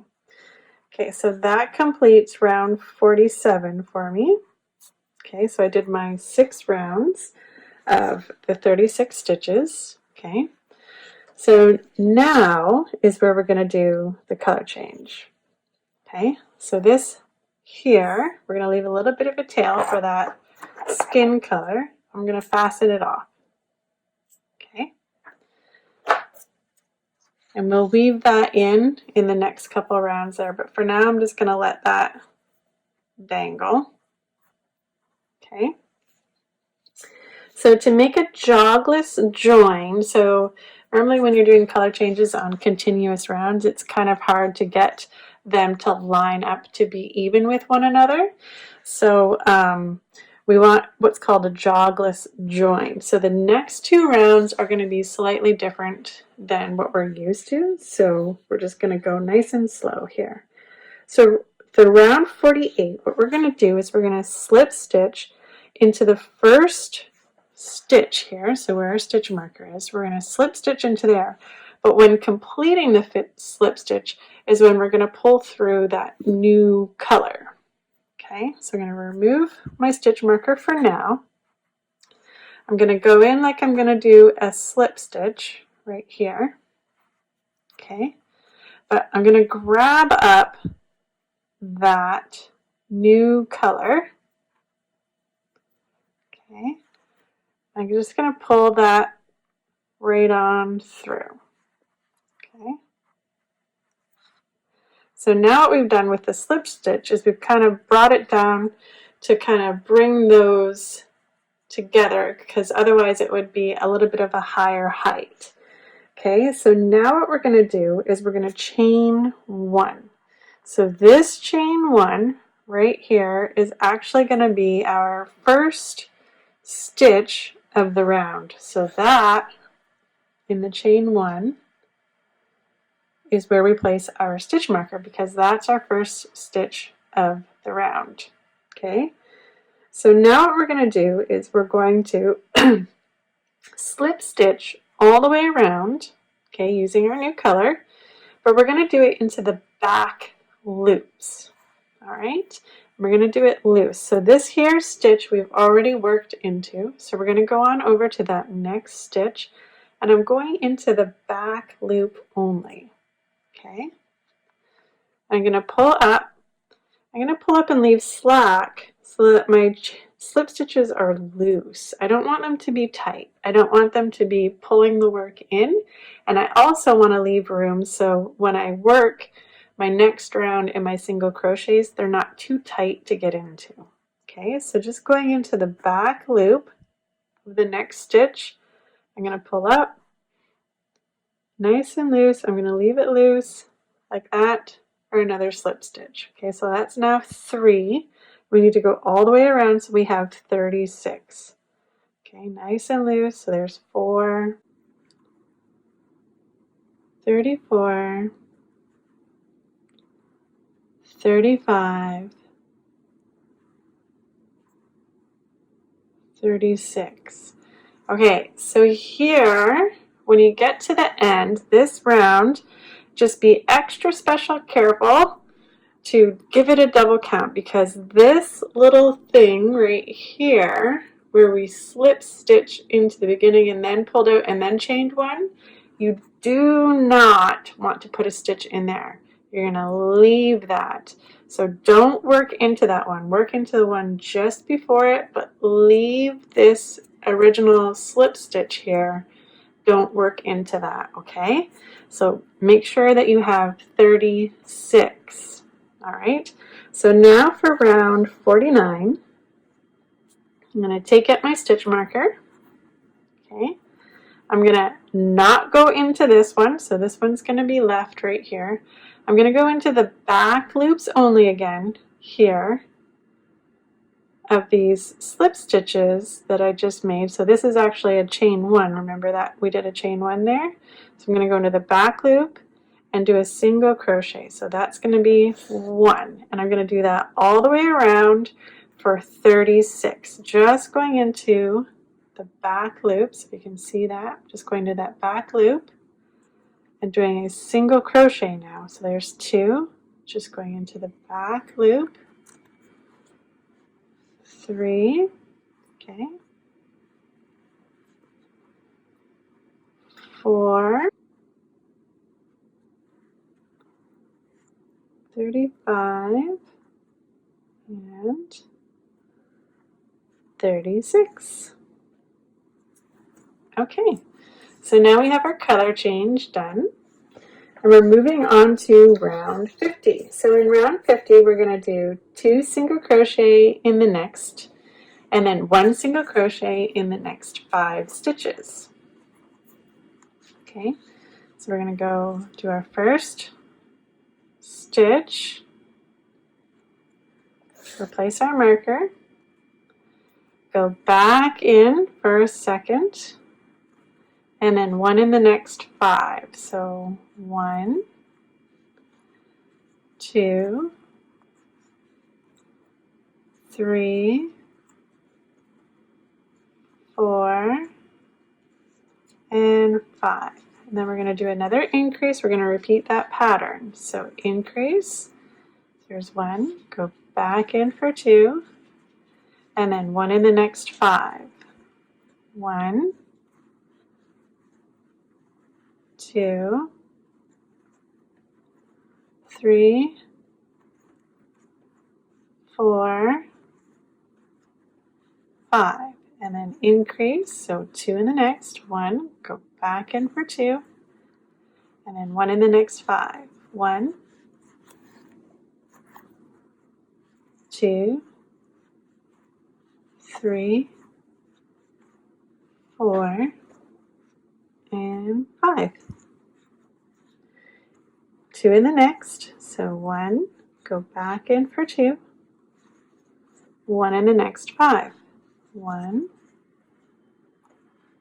2, 3, 4, and 5. Okay, 2 in the next, so 1, 2, and then 1 in the next 5. 1, 2, 3, 4, and 5. And then 2 in the next, so 1, go back in for 2, 1 in the next 5. 1, 2, 3, 4, and 5. Okay, so at the end of this round, you will have 42 stitches. So give that a double count and make sure that you have 42 stitches. Okay, so now what we're going to do, so I'm just going to pull up a little bit here on the yarn, and I'm going to weave in these ends, okay, right here, these guys. And then we're going to do rounds 51 to 60, so that's 10 rounds. All you're going to do is do 1 single crochet in each stitch around, so that's counting from 1 all the way to 42 for a stitch count, removing your marker at the beginning of each round and replacing it, okay, for a total of 10 rounds. But first, weave in these ends, and then do your 10 rounds of 42 each, and then meet back up with me.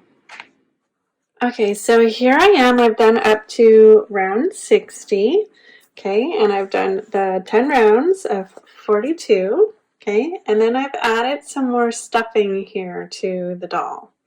All right, so as we work our way down, we're just going to keep slowly adding stuffing as we go. So make sure you get the neck so that it's nice and sturdy.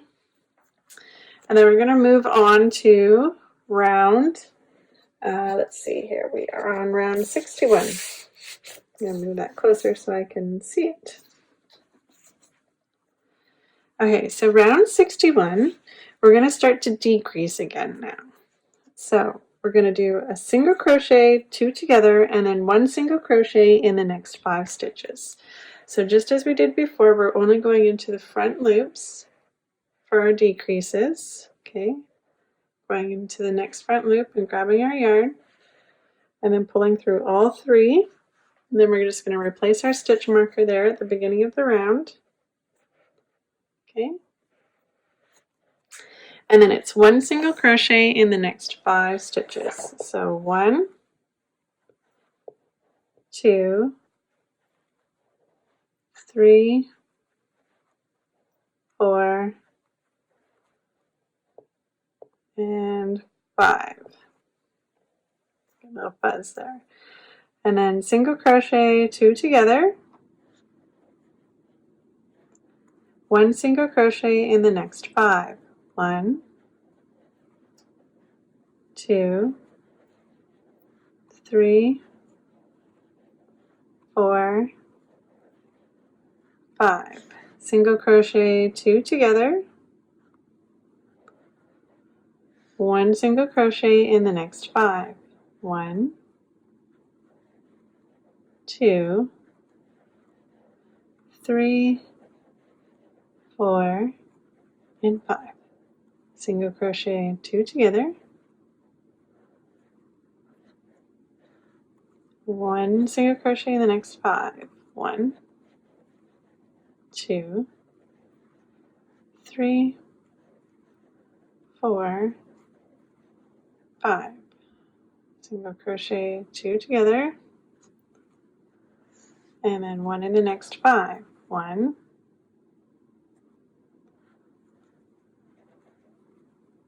2, 3, 4, and 5. Single crochet 2 together,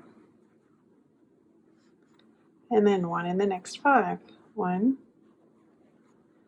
2, 3, 4, and 5. Okay, so after that round you should have 36 stitches. Give it a double count, and now you're going to do 2 rounds, okay, of 36 stitches. So round 62 and round 63 is going to be the same. So 1 single crochet in each stitch around, replacing your stitch marker at the beginning of each round, and you should have 36 stitches. Okay, so meet me back after you've done 2 rounds. Okay, so here we are. I finished the 2 rounds of 36 stitches, and now we're on to round 64. Okay, so round 64 is single crochet 2 together and then 1 single crochet in the next 4 stitches. So single crochet 2 together, just going into your front loops. Okay, then we'll replace our stitch marker. Go. And then 1 single crochet in the next 4 stitches. So 1, 2,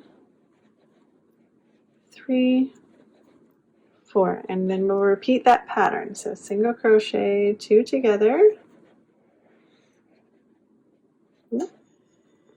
Oops, I got some sparkle all twisted up there. Hold on. Okay, single crochet 2 together. There we go, and then 1 in the next 4. 1, 2, 3, and 4.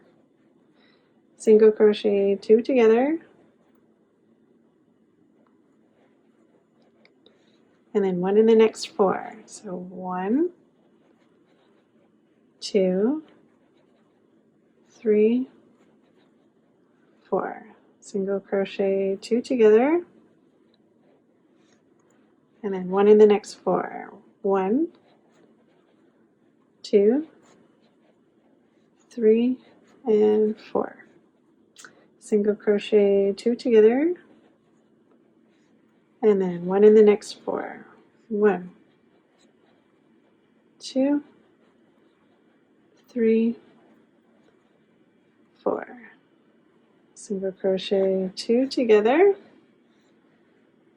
and then 1 in the next 4. So 1, 2, 3, and 4. Okay, so your stitch count now should be at 30. So give that a double count. Make sure that you have 30 stitches. Okay, and then you're going to do rounds 65 and 66. So that's 2 rounds, okay, of the 30. So replacing your stitch marker, counting from 1 all the way to 30 for 2 rounds, and then we'll meet back up. Okay, so I finished those 2 rounds of 30, so now we're moving on to round 67. So for round 67, it says to single crochet 2 together and then 1 single crochet in the next 3 stitches.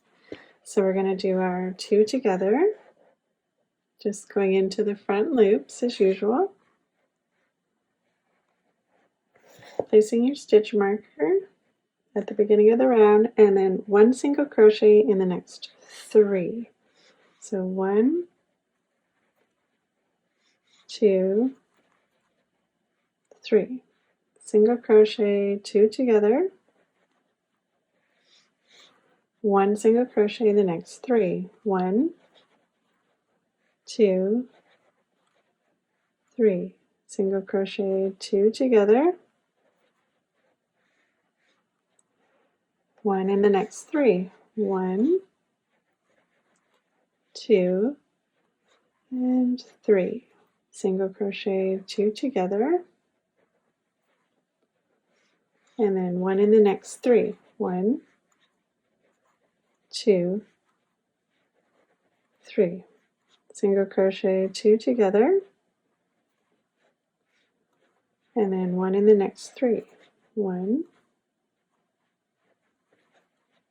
2, 3. Single crochet 2 together, and then 1 in the next 3. 1, 2, and 3. Okay, so your stitch count now after this round is going to be 24. So give that a double count and make sure that you have 24 stitches. Okay, so rounds 68 to 77 are just 1 stitch in each all the way around for 24 stitches, replacing your stitch marker at the beginning of each round, and that is for a total of 10 rounds, okay? So once you're done those 10 rounds, and as you go, you're going to continue just adding stuffing every 4 or 5 rounds or so, or whenever it looks like it needs a little topping up, okay? So when you've done those 10 rounds, meet back up with me. Okay, so here I've done up to round 77, so I did 10 rounds with the 24 stitches, and then I continued to add the stuffing as I went. Okay, so now for round 78, we're going to do single crochet 2 together and then 1 single crochet in the next 2 stitches. Okay, so we'll do our 2 together, replace our marker, and then 1 single crochet in the next 2 stitches. So that's 1, 2. Single crochet 2 together, and then 1 in the next 2. So 1, 2. Single crochet 2 together, and then 1 in the next 2. So 1, 2. Single crochet 2 together, and then 1 single crochet in the next 2 stitches. So 1, 2. Single crochet 2 together, and then 1 single crochet in the next 2 stitches. So 1 and 2. Single crochet 2 together, and then 1 single crochet in the next 2 stitches. Good. So now you will have 18 stitches. Okay, and round 79, which is our last round, yay, we're almost there, is just 1 single crochet in each stitch around. So there's 1, place your marker, 1 in each for 18, so counting up to 18, 2, 3, 17, and 18. Okay, so now we are going to pull up, and we're going to leave a fairly long tail because we're going to use it for sewing the end together and a little bit as well for shaping the bottom of that tail. So just leave kind of a long, about 14 inches or so. Okay, so you can take out your stitch marker now. You won't need that. And then you're going to add any last little bits of stuffing. Okay. So then we're going to take and we're going to weave this onto a blunt yarn needle.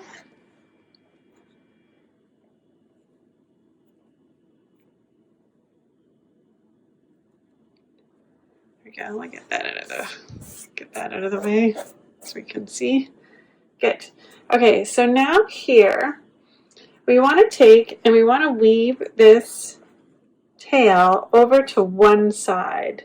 So here's the one side of my doll I'm going to go for. So I'm going to do that by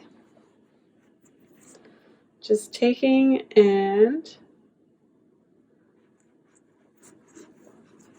going down in a little bit to the row below. You can see this. I'm just weaving into some stitches here in that row below, just until I get to the side of the doll that I'm looking to get to. So we'll be just a couple stitches over, really. Okay. It's hard with all that stuffing in there. You gotta get it out of the way. There we go. And is that where I want it? So I'm just gonna fold it here like this, just to make sure it's where I want it. So here's my flat. Can't see, she's getting long now. Here's my face I'm looking at, and I'm taking and I'm folding it flat now down here, and I want to come out this kind of very end side stitch right there. Okay, so still with my doll facing up, I've got this flattened. Now what I'm going to do is I'm going to run a seam along this flattened edge now that I've got it over here. Okay, so I'm going to take and I'm going to go into this inside loop, and I'm going to come over to this inside loop. And I'm just going to keep going back and forth, alternating inside loops. Okay, so there, now I'm going to go into this one.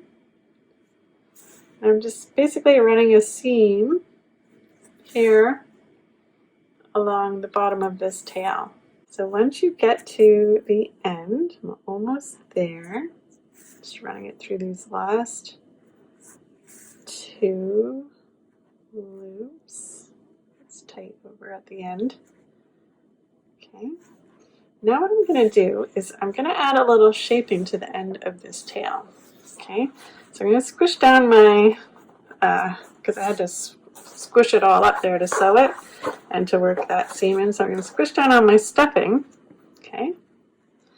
And I'm going to thread this here so that it comes out, I'd say, the middle of the tail. Okay.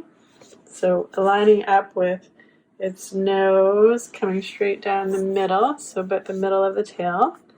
Okay. And then what I'm going to do is I'm going to go into that middle weave, into that middle part, and go one row up and kind of one stitch over. Okay. And then I'm going to go over 2 stitches and out the other end. So I'm going to go out the other side like that. Okay. And then I'm going to go up 1 stitch, okay, and out the other side. So now I'm 2 rows up. Okay, and then I'm going to go over 2 stitches and out the other side. Then I'm going to go up 1 stitch and out the other side.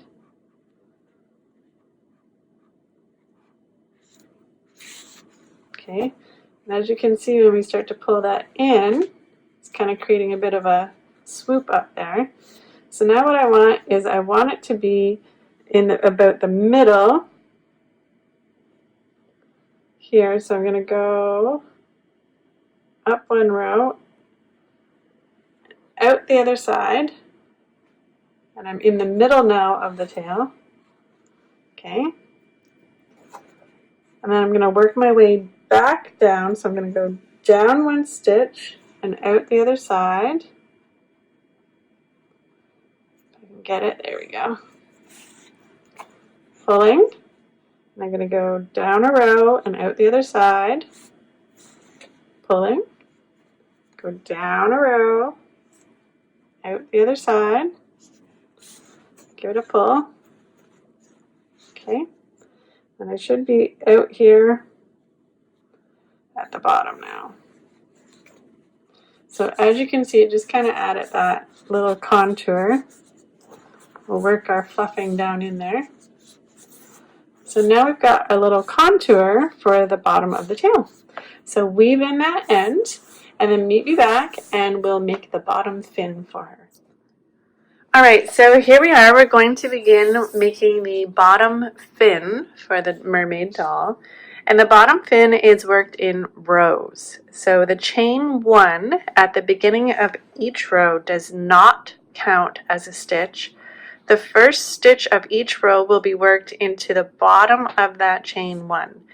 So using your tail color and your 4mm crochet hook, you're going to begin with a slip knot. Okay, and then you're going to chain 16. So 1, 2, 3, 4, 5, 6, 7, 8, 9, 10, 11, 12, 13, 14, 15, and 16. Okay, in the second chain from the hook, you're going to put a single crochet and then in each chain to the end, so you'll end up with 15 single crochets. So there's 2, 3,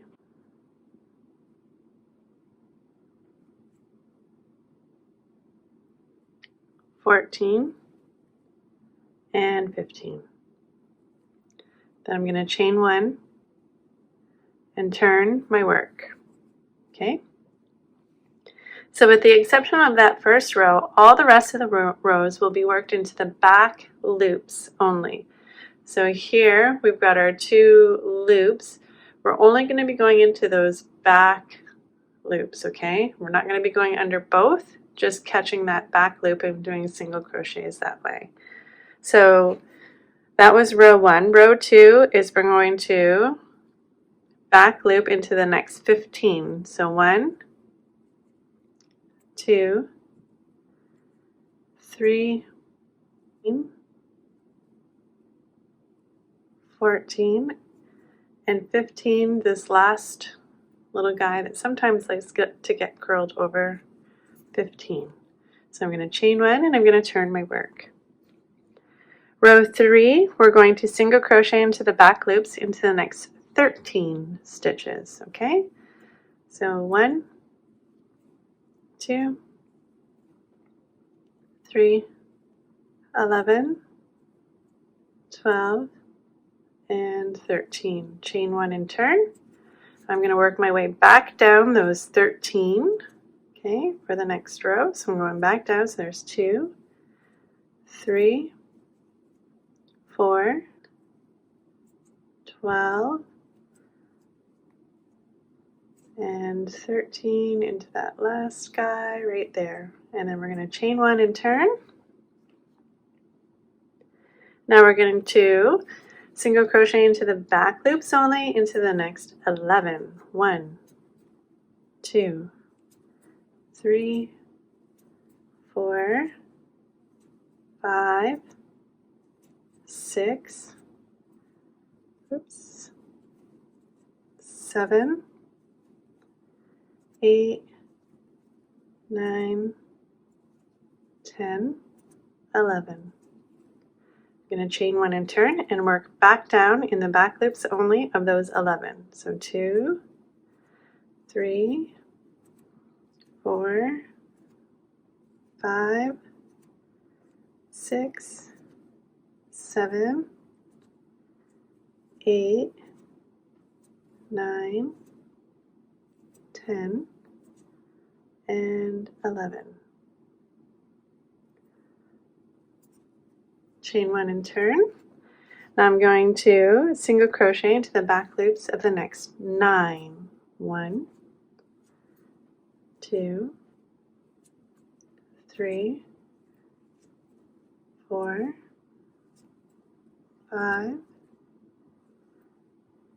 6, 7, 8, 9. Chain 1 and turn, and go back into the back loops only of those 9. So 1, 2,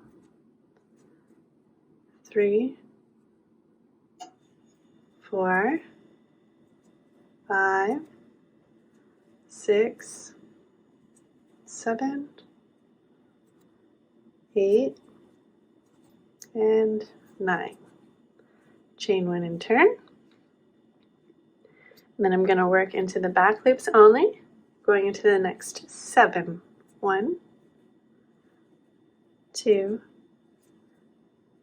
3, 4, 5, 6, 7. Chain 1 and turn. I'm going to work my way back down those 7, working in the back loops only.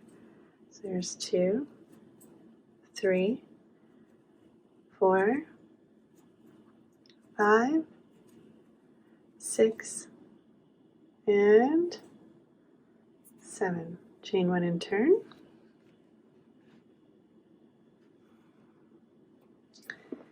Now here you see what we've done. We've kind of created a ladder where we've gone down. So that's the smallest we're going to go. Now we're going to build our way back up, okay?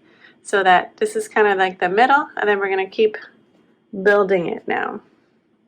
So how we do that is we're going to single crochet in the back loops of the next 7. So 1, 2, 3, 4, 5, 6, 7. You got to catch that last one there. Then we're going to chain 3.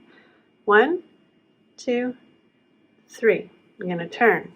Now I'm going to single crochet into that second loop from my hook, second chain from my hook right here. Okay, I'm going to add a single crochet in that one and in this next chain right here. Okay, and then I'm going to single crochet into the back loops only of the next 7. So 1, 2, 3, 4, 5, 6, 7. So that'll give us a stitch count for this row of 9. Okay, chain 1 and turn. Then we're going to, in the back loops only, okay, we're going to single crochet in the next 9. 1, 2, 3, 4, 5, 6, 7, 8, and 9. Then I'm going to chain 3. 1, 2, 3. I'm going to turn my work, and in that second chain from the hook, I'm going to put a single crochet, and then in the next chain, I'm going to put a single crochet, and then in the back loops only, I'm going to put a single crochet in each of the next 9. So that's 1, 2, 3, 4, 5, 6, 7, 8, 9, and that'll give me a stitch count of 11 for this row. Okay, chain 1 and turn. Now I'm going to put a single crochet in the back loops only of the next 11. So 1, 2, 3, 4, 5, 6, 7, 8, 9, 10, and 11. I'm going to chain 3. 1, 2, 3. I'm going to turn my work, I'm going to put a single crochet in that second chain from my hook. So 1, and then another one in the next chain, 2, and then 1 in the back loops of the next 11. 1, 2, 3, 4, 5, 6, 7, 8, 9, 10, and 11. And that'll give me a stitch count of 13 for that row. So I'm going to chain 1. I'm going to turn. And in the back loops only, I'm going to chain or put single crochet in the next 13. So there's 1, 2, 3, 4, 5, 6, 7, 8, 9, 10. Oops, I lost that one. 11, 12, and 13. And then I'm going to chain 3. So 1, 2, and 3. I'm going to turn my work, put a single crochet in that second chain from the hook, 1. I'm going to put another one in the next chain, 2. And then in the back loops only, I'm going to go in the next 13. 1, 2, 3, 4, 5, 6, 7, 8, 9, 10, 11, 12, and last one there. Can sometimes be tricky to find that last one. Chain 1 and turn, and then we're going to put 1 single crochet in the next 15 in the back loops only. So there's 2, 3, 4, 5, 6, 7, 8, 9, 10, 11, 12, 13, 14, and 15. Okay, so now we're just going to fasten off, and we're going to weave in our ends. Okay, and then we'll meet back up after you've got your ends weaved in, and we'll sew it onto our doll. Okay, so here we are, we're back. We're going to sew the bottom fin onto the bottom of our doll. Okay, so I've taken a long piece of the tail colored yarn and just threaded it onto a yarn needle. Okay, then I'm going to take one corner here of my fin and just stick it into the corner and pull through, leaving a bit of a tail. Okay, and then I'm going to come here to the doll, and so I'm going to go 2 rows up here from the bottom. Okay, I'm going to put my first stitch in there. So I'm going to come, and then I'm going to come back through that corner that I just went into for the tail. So it kind of creates a bit of a loop there. Okay. Now I'm going to alternate going into the body and then the fin. So just before we get going too far here, what I like to do is, I know that this here, right there, if you can see it, is the middle of my fin. So I'm going to take a stitch marker. I'm going to poke it into the middle of my fin. I know because it's the shortest part, right? And I'm going to find what's the middle of my doll here.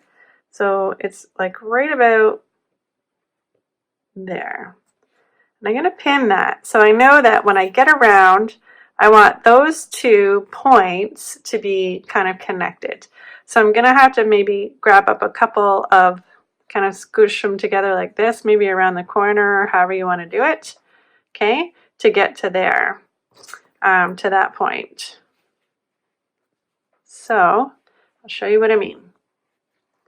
So I'm going to go into the next row down on the tail here, okay, because I just went into the 2 rows up, so now I'm going 1 row down, okay, pull through, and now I'm going to grab up maybe this loop here of the tail, and I'm also going to grab up this kind of next loop of the tail, okay, I'm going to pull through. Oops, don't get your tail all caught up in there. There we go. Okay. So now I'm going to go into that kind of first stitch there at the bottom of the tail. Okay.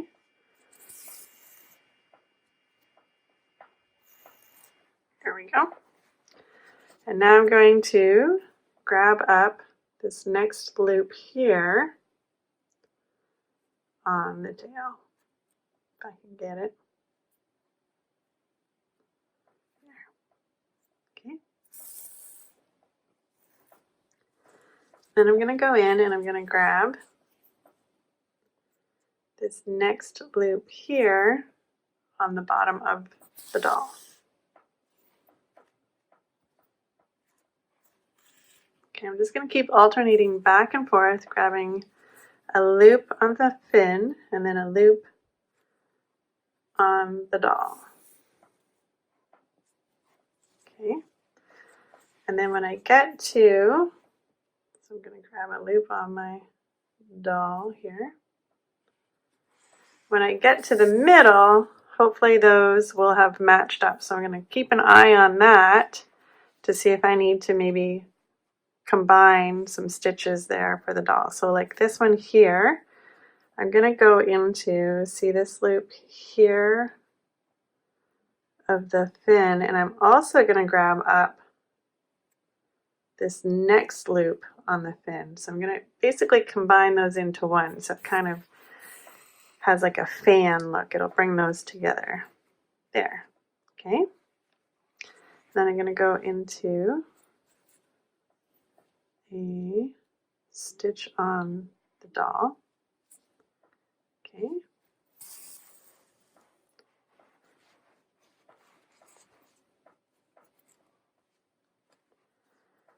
All right, so I'm going to do the same thing here. I'm going to grab this loop here, and I'm going to also grab this next loop on the fins. Okay. And then I'm going to go into this, it's kind of getting tight there to where my stitch marker is, but that's okay. This next one on the doll. Okay, so now I'm to the point where my middles are going to meet, so that's good. So I can remove this stitch marker. There. And then I'm going to go into this middle stitch here of the fin. And I'm going to go into this middle stitch here on the tail, or on the doll. Okay. So I'm going to basically duplicate what I did for this side. So the next one I grabbed 2, so I kind of combined these 2 like that. So I want to kind of repeat what I did over on that other side. And then I went into this next. Oops, now I'm wrapping it all up.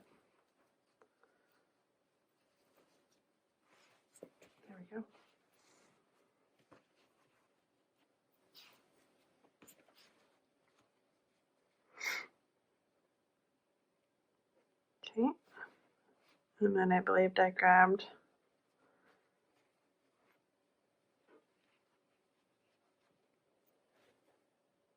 this middle and this guy.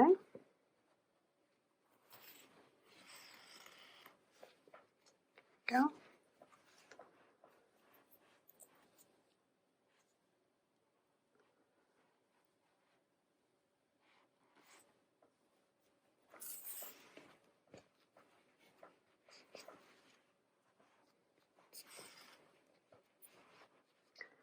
Okay, now I'm just going to go into just the one stitch on the fin, and then just that end stitch here on the tail.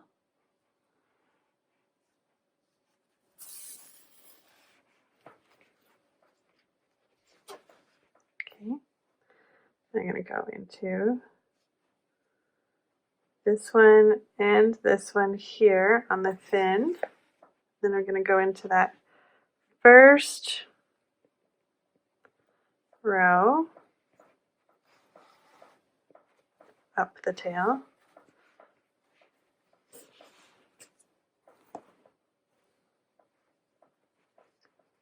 Okay, and then I'm going to go into this one and out that end there of the fin. And then we're going to go into this second row of, there we go. So as you can see, it's sewn on, and you can go back through and clean up any stitching if you want to, just kind of combine it all up or clean it up anyway, if you'd like. And then when you're done, you want to weave in your ends and snip it off, and we'll meet back up to do the side fins here that we'll be sewing on around the waist of the doll. Okay, so the side fins are worked just like how we did the bottom fin. They're worked in rows and always working in the back loops only. So it's the same, very similar technique. So we're going to begin with a slip knot, and then we're going to chain 4. So 1, 2, 3, 4. And then in the second chain from the hook, we're going to put a single crochet. And then in each chain to the end, so we'll end up with 3 single crochets. Okay. All right. Now we're going to chain 1 and turn. So row 2 is 3 single crochets in the back loops only. Okay. In the next 3, so that was 1, 2, 3, and then we're going to chain 3. So 1, 2, 3. Turn our work, and then we're going to, in the second chain from the hook, put a single crochet, and in the next chain, and then we're going to put a single crochet in the back loops only in the next 3 stitches. So 1, 2, 3, and that'll give us a total of 5 single crochets. Okay, so now we're going to chain 1 and turn. We're going to put 1 single crochet in the back loops only in the next 5. So there's 1, 2, 3, 4, and 5. Then we're going to chain 3. 1, 2, 3. We're going to turn our work, and in that second chain from the hook, we're going to put a single crochet, and in the next chain, and then in the next 5, we're going to put in the back loops only a single crochet in the next 5 stitches. So 1, 2, 3, 4, and in that last little guy there, 5. And that'll give us a stitch count of 7 for that row. Okay, we're going to chain 1 and turn our work. So in the back loops only, we're going to single crochet in the next 7. So 1, 2, 3, 4, 5, 6, 7, and then we're going to chain 3. 1, 2, and 3. We're going to turn our work, and in that second chain from the hook, we're going to put a single crochet, and then in the next chain, and then in the back loops only, we're going to single crochet in the next 7. 1, 2, 3, 4, 5,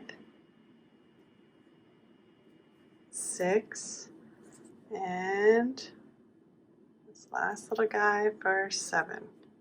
We're going to chain 1 and turn. Okay, that gave us a stitch count of 9. So now we're going to, in the back loops only, single crochet in the next 9. So 1, 2, 3, 4, 5, 6, 7, 8, and 9. And then we're going to chain 3. 1, 2, and 3. Turn our work. Single crochet in the second chain from the hook and in the next chain. And then 1 single crochet in the back loops only of the next 9. 1, 2, 3, 4, 5, 6, 7, 8, and in the last one there for 9. We're going to chain 1 and turn. Okay, now here we've built up to the highest point that we're going to go for the fin, and now we're going to work our way back down. Okay, so we're going to, in the back loops only, single crochet in the next 9. 1, 2, 3, 4, 5, 6, 7, 8, and then 9. Now I'm going to chain 1 and turn. I'm going to work in the back loops only down those 9 again. So 1, 2, 3, 4, 5, 6, 7, 8, and 9. I'm going to chain 1 and turn. Now I'm going to, in the back loops only, single crochet in the next 7. So 2, 3, 4, 5, 6, 7. Chain 1 and turn, and work in the back loops only down those 7. 1, 2, 3, 4, 5, 6, and 7. Chain 1 and turn. In the back loops only, I'm going to work in the next 5. 1, 2,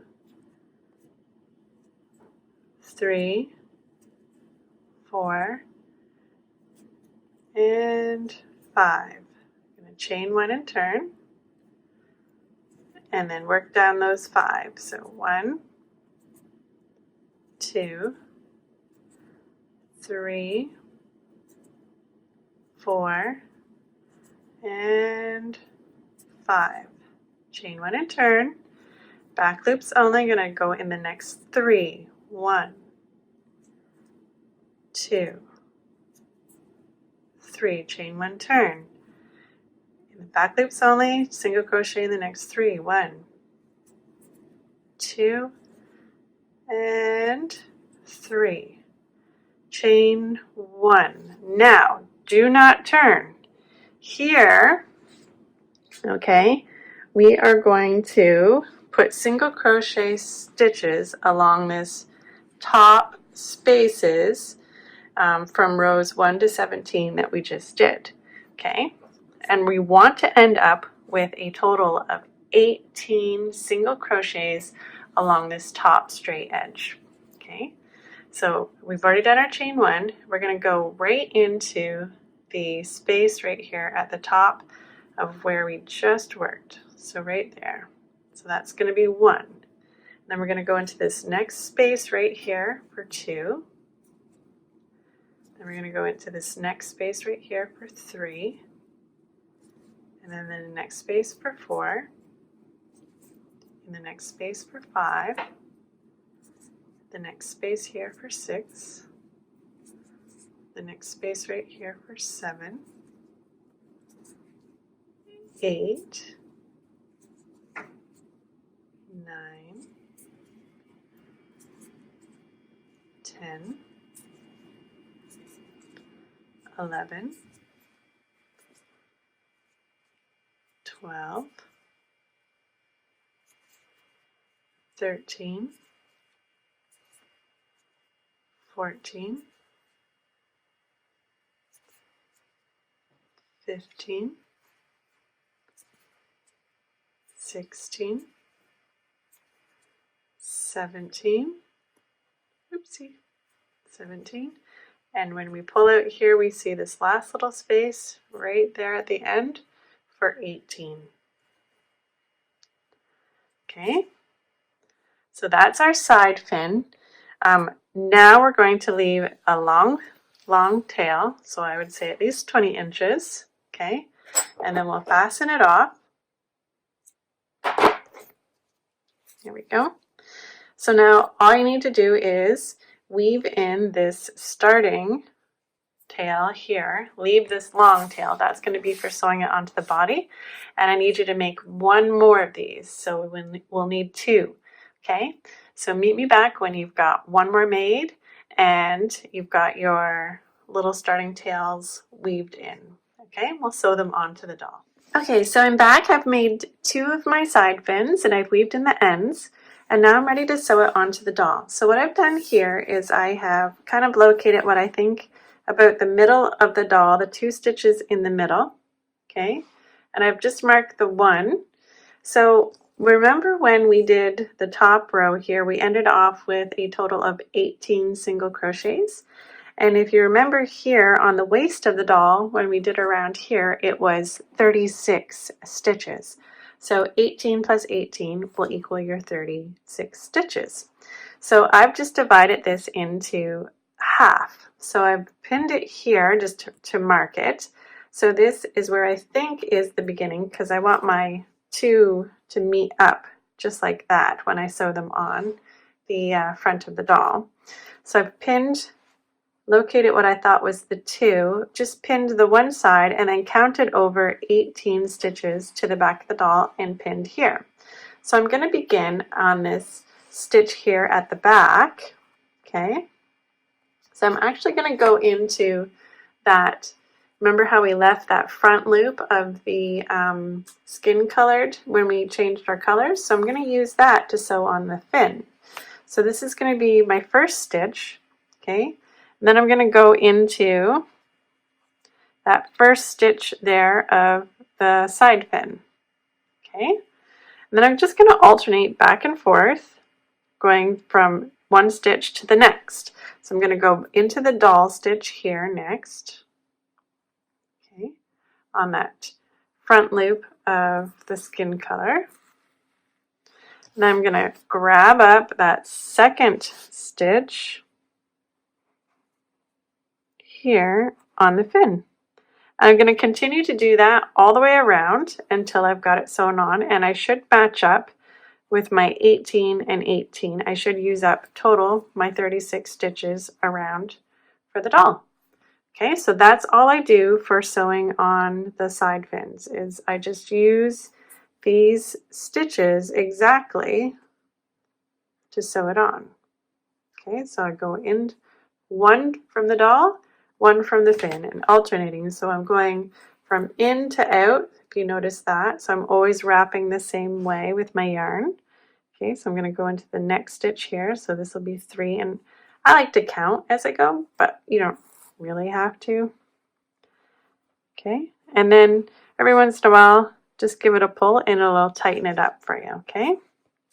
So that's it. You can sew on your side fins, and then once you've got those sewn on, we'll meet back up and I'll show you how to make the arms. Alright, so here we are. We're going to get started on making the arms for the mermaid doll. I went ahead and made one. You're going to need to make two, so I'm going to show you how to make one.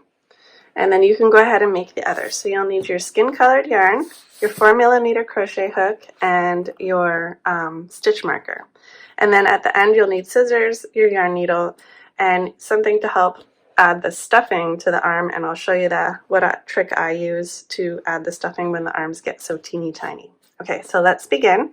So the arms are worked in continuous rounds, but we're going to start here with a slip knot. Okay. And we want to make sure that the knot is nice and tight, but that the loop itself is not too tight. Okay, so you can still move your crochet hook on it. So you're not making that first chain too tight.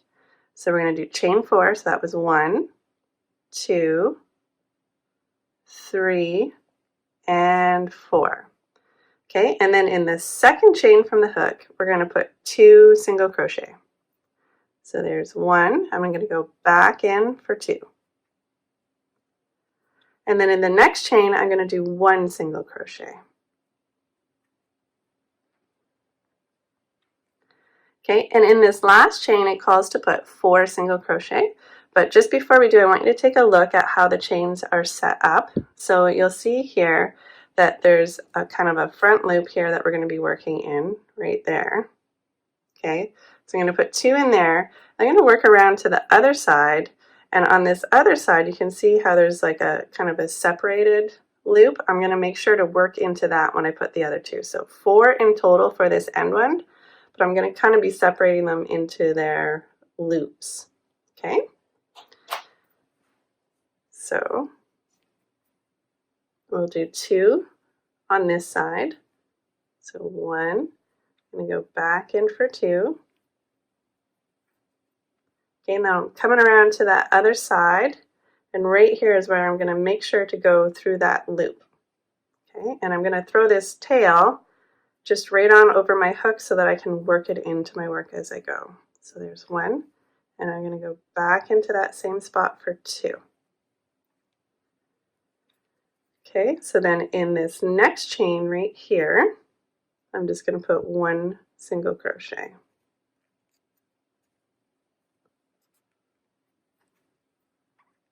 There we go. And then in this last chain, it looks a little longer than the rest.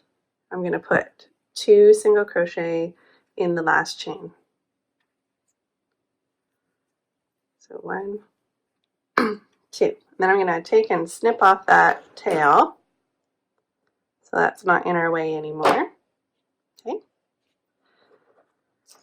Now here, I'm just going to keep going in continuous rounds. So I'm going to go right on over to that first one and put my first single crochet, and then I'm going to put my stitch marker in to mark the beginning of round 2. So round 2 is just 1 single crochet in each stitch around, and you will have now a total of 10 single crochets, or 10 stitches, okay, after that first round. So that was 1. We're just doing 1 in each all the way up to 10. 2, 3, 4, and you'll see here where the work almost wants to turn itself inside out. You'll want to work it so that it's flipped the right way, okay? So that was 1, 2, 3, 4. We're going to go 5.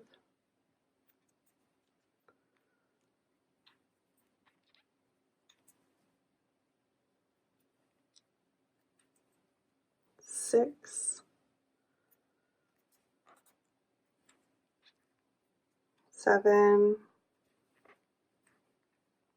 8. 9. And 10. Okay, so that was round 2. Now for rounds 3, 4, and 5, so 3 more rounds, you're just going to go replacing your stitch marker at the beginning of each round, putting 1 stitch in each, counting up to 10. So for the next 3 rounds. And when you're done those 3 rounds, meet back up with me. Okay, so here we are. We've done up to round 5 for making the arm, and now we're moving on to round 6. So round 6, the pattern for that one is single crochet 2 together and then 1 single crochet in the next 3 stitches. Okay, so we'll take out our stitch marker. We're going to do our decrease or single crochet 2 together, and again we're just doing that into the front loops. So we make an invisible decrease. Okay. We'll replace our stitch marker at the beginning of the round. And then the pattern was 1 single crochet in the next 3 stitches. So we'll go 1, 2, 3. And then we're going to repeat that pattern. So we're going to do single crochet 2 together for our decrease.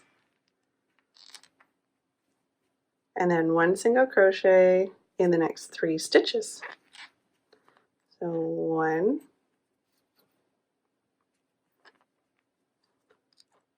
2, 3. Okay, so here's where I like to pause, and I'll take out my stitch marker just to make it easier. And I'm going to add a little bit of stuffing to the bottom of the hand before I move on any further. Okay, so I'm just going to take a little bit. I'm going to kind of size it up to see, okay, this here probably looks like enough just to fit in the bottom there. Okay, I don't want to take too much and stuff it all in. And then the opening right now is actually big enough so I can fit my finger in, so I don't really need to use any special tools or techniques or anything. So I just stuff it in right now with my finger. Okay. And now the next round, we're going to close it up even further, so it's going to get like a pretty tiny little hole. So it's good to kind of add that stuffing to the big base of the hand right now. Okay, so now that we've got that added in, we're going to move on to round 7. And round 7, the repeat for that one is single crochet 2 together and then 1 single crochet in the next 2 stitches. Okay. So we'll do our decrease here where we do 2 together, going into the front loops. We're going to place our stitch marker at the beginning of the round.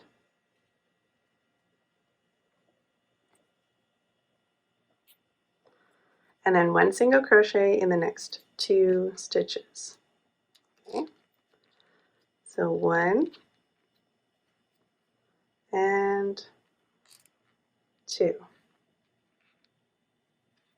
Now we're going to repeat that pattern. So it's going to be single crochet 2 together, just going into the front loops. Some tight work there when it gets teeny tiny.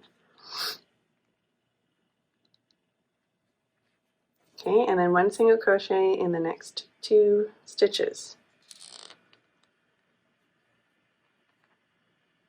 1, 2, and now you will end up with a total of 6 stitches. So sorry, I forgot, after that last round 6, your total after that round was round 8, or was a total of 8 stitches, and now after this round, after round 7, your total should be 6 stitches. So give that a double count. 1, 2, 3, 4, 5, 6. Sorry, I forgot to mention that. Okay. So here we've dropped it down to the lowest count that we're going to go, and now we're just going to build some length onto it. But so that is, we're going to add rounds 8 all the way to 22. We're just going to put 1 stitch in each round, so replacing the stitch marker at the beginning of each round for a total of 15 rounds, and there'll be 6 stitches in all of those rounds, so count as you go. But just do 3 or 4 rounds and then add little bits of stuffing. So I'm going to do maybe 4 rounds, 3 rounds, 4 rounds, and then I'm going to meet back up with you and show you the trick that I use just to add stuffing when your opening gets so teeny tiny like this, okay? So do 3 or 4 rounds and then meet back up with me, but we do want to do eventually a total of 15 rounds. I would recommend not waiting till the very end to stuff it, because I've tried that and you get these kind of clumps in the arm, and it kind of makes these kind of big knots in the arm. It's harder to stuff if you wait to the end. So I really highly recommend stopping every 3 or 4 rounds and just adding little bits of stuffing as you go when you're building up the arm. Okay, so let's meet back in about 4 rounds just to show you how to add a little bit of stuffing. Okay, so here I've added a few more rounds to the arm. As you can see, it's not really that long just yet. But I'm going to pull up on my stitch, my last stitch. I'm going to remove my stitch marker so that it's not in my way when I'm trying to add some stuffing. Okay, so I just give it a feel and feel, okay, well, the last little bits of stuffing goes to there. So I'm just going to grab enough of it that I think will do for adding in. So just kind of picture putting it in there. And then I'm going to kind of combine it all together so it might be easier to get in there, okay? And I'm going to take these, my amazing friend from Korea brought these back for me. I love her dearly. She always makes fun of me because I actually cannot, for the life of me, actually eat with chopsticks, but man, can I stuff little arms with it. Okay, so I use these because they're small enough to get in, but it's like you're grabbing the stuffing and putting it in there. So I've tried using the back of crochet hooks, but because there's just one, and it makes it a little harder to try to work it to get it in there, and I've used bigger crochet hooks and different dowels and things like that. But I find just having the 2 chopsticks, because it's almost like it's kind of grabbing pieces of the stuffing and stuffing it down in there for me. This is the most helpful thing I have found for getting that stuffing down into a teeny tiny arm. Okay, so you just want to take the 2 ends, or take the stuffing here and just kind of hold it over top, and then with your 2 ends together, you just stuff it down in there. You see that? It just kind of went nicely. There we go. Just like that. And works like a charm. Okay, so chopsticks, who knew? Our best friend for adding little bits of stuffing. Okay, so that's definitely enough. I don't need any more, and then I'll continue on. I'll do 3 or 4 more rounds, add a little more stuffing, and keep coming back to it. So your grand total is you'll want to end up with an absolute total of 22 rounds for the arm. Okay, that's from start to finish. So we're just adding those 15 rounds right now. And then when you get to the end, when you get to that last 22nd round, meet back up with me and I'll show you just how we finish off the arm. Okay, so here I am. I finished up to the last round, round 22 of the arm. And I've added any last little bits of stuffing that I needed to. And then I know some of you are probably wondering what the heck this is on my finger. So this is what I use when I'm counting up rows, when I'm just doing the same stitch. And I need to count a bunch of rows. I'll use a row counter. So I'm actually giving some of these away in the month of February. I'm doing a whole nice little crochet starter kit with some nice hooks and stitch markers and a row counter and a free pattern and everything. So be sure to watch for that. I'll be posting that soon. It's kind of a cool little gadget. You just push the big button here when you finished a row and it counts up, and then you can reset, and then it just turns off by itself, and you just adjust it to fit on your finger so you don't have to keep picking it up and laying it down.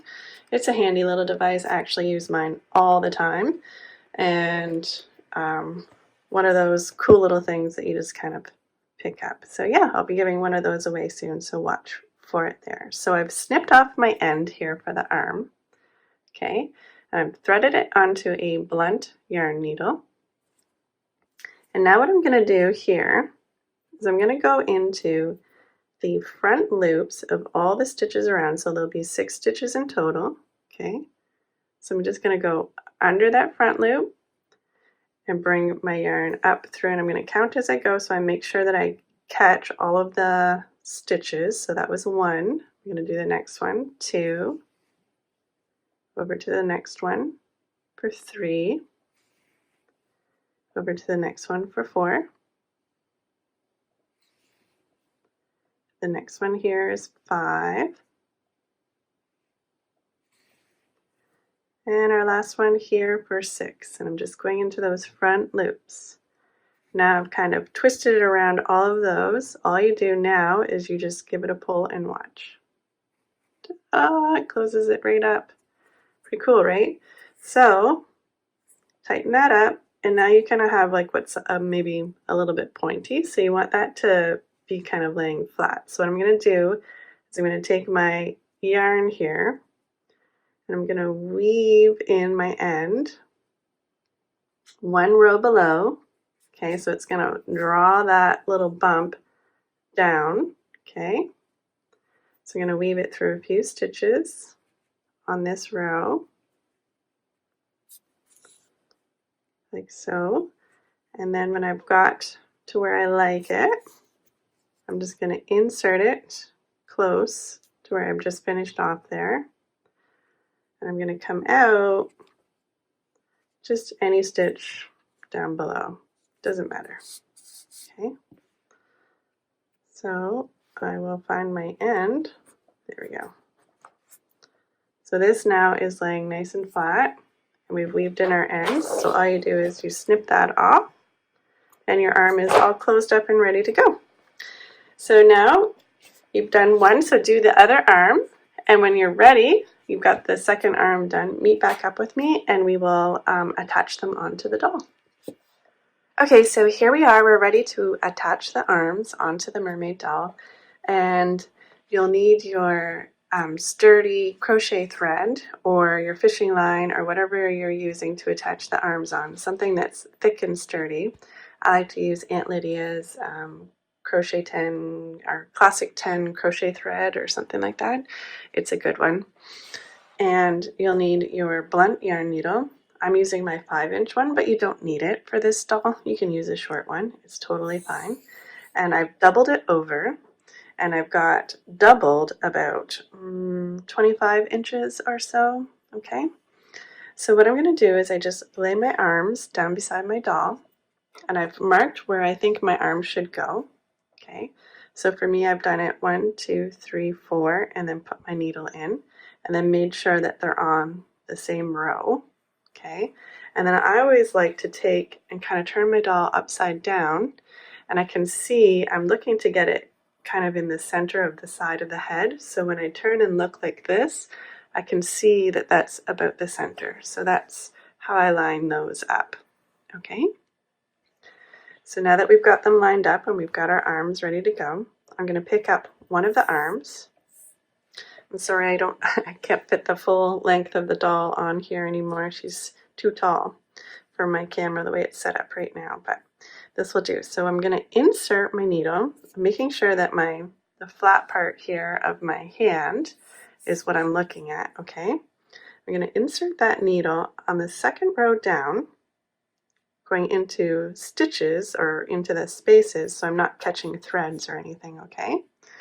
So the second row down, and I'm going from back to front. Okay, so I'm going to pull that through, and then I'm going to leave a nice long tail out the back. Okay, then I'm just going to take and I'm going to set that arm down for now. Okay, and I'm going to go in the one spot here that I have marked, and I'll take that marker out. Okay. I'm going to go right through the doll over to the other marked stitch right here and pull that one out. Okay, so I don't need those markers anymore. So now I'm just going to pull this through. I'm not going to pull too tight or anything right now. And just be careful there. So I'm just leaving that arm here laying down beside where it was. Now I'm going to pick up the other arm. Okay, so with this flat, I'm not going to do the rounded part here like this. With it flat like this, we're going to go the second row down from the top. Okay, but this time I'm going from front to back. Okay, I'm just catching the spaces, not the stitches, so I'm not splitting thread. Okay. and we're going to pull that through like so. Okay, so now we're being sure not to get anything twisted. I just kind of line it up close to the arm so I know where exactly it is, so I can see that I'm not twisting my yarn, or my thread, sorry. Okay, now I'm going to go back into that exact same spot that I came out. I'm going to go through the doll and coming out the exact same spot here on the other side. Okay, and just kind of holding things so that I don't twist any yarn or any thread, like so. Okay, so that one's just kind of gently in place there. I'm just going to set down my needle, and I'm going to pick up my other arm here. Okay, I'm just going to pull that kind of back dangly thread here. Okay, so now I'm good. I'm going to kind of maybe snip my ends like so. So they're long and they're not attached to my needle right now. Okay, so you want to make sure that the arms are where you want them before you snip anything like that. So let's just turn the doll around. I'm going to just give it a nice tug like that, nice, so I can turn it and look and see, oh, do I like that placement? Does that look about right for me? Okay, so I do like that placement. I'm going to go with it. So then I'm going to take the back here, turn it around, and I'm going to tie these ends together. And when I do my first tie, I'm going to give it a little tug. So it's going to cinch in that kind of arm area, okay? And then I'm going to give it a double knot.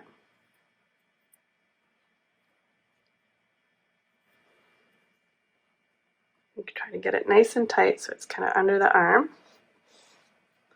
I'm going to take these ends and thread it onto my needle, so all the ends. So I'll just do a little fold there so they're all tucked and pinched, and then just work it onto the end of my needle. Okay, so they're all on there. So then I'm going to take and insert my needle, and I'm going to go in a discreet kind of under the arm hole. So it's going to be tucked in. And then I'm just going to come out randomly anywhere. Okay.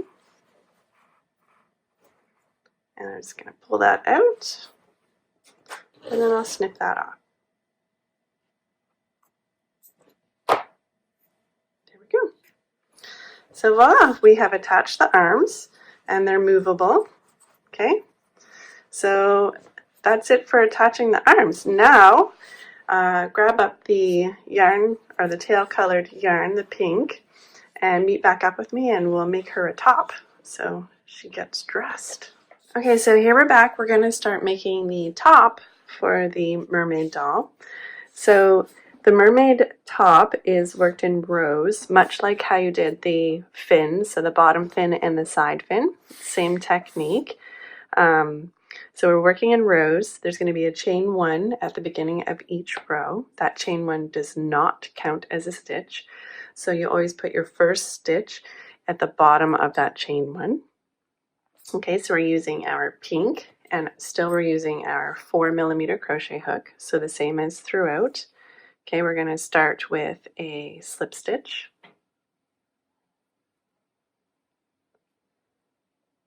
And then we're going to chain 4. So 1, 2, 3, 4. And in the second chain from the hook, we're going to put 1 single crochet. So 1, and then in the next 2, we're going to put 1 single crochet. So 1 and 1. So now we have a total of 3 single crochet. We're going to chain 1 and turn.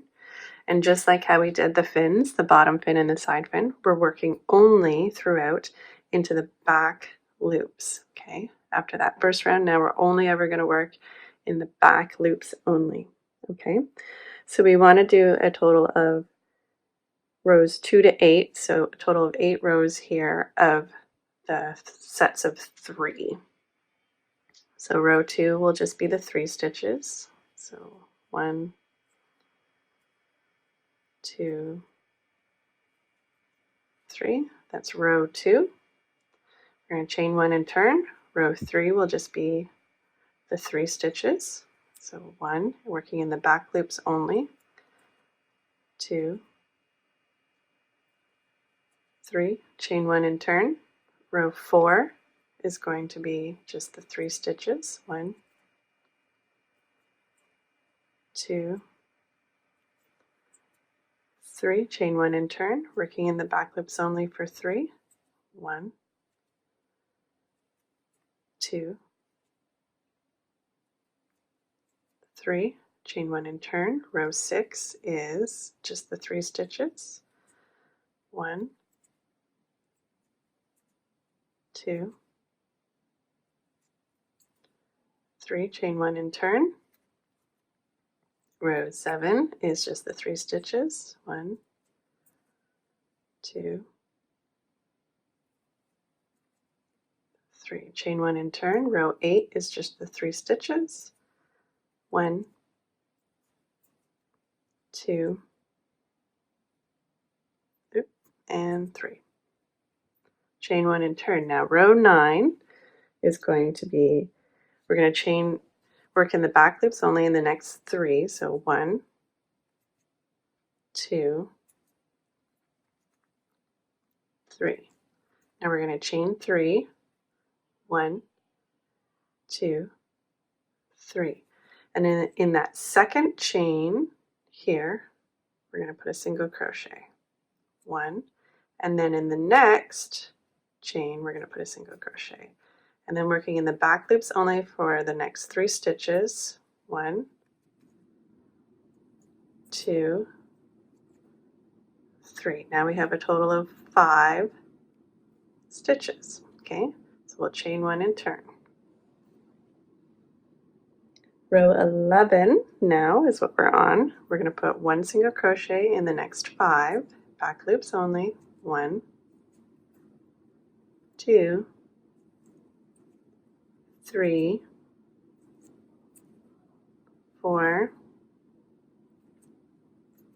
and 5. And then we're going to chain 3. 1, 2, 3. Turn our work. Row 12 is, we're going to work in that second chain from the loop, 1 single crochet. And then in the next chain, we're going to do 1 single crochet. Now working in the back loops only for the next 5. 1, 2, 3, 4, and 5. Now we have 7. Okay, we're going to chain 1 and turn. Row 13 is going to be 1 single crochet into the back loops only of the next 7. 1, 2, 3, 4, 5, 6, and 7, and then we're going to chain 3. 1, 2, and 3. We're going to turn our work. Row 14 is going to be 1 single crochet in the second chain from the hook, and then 1 in the next chain, and then 1 in the back loops only of the next 7. 1, 2, 3, 4, 5, 6, and a 7. Now we have a stitch count of 9.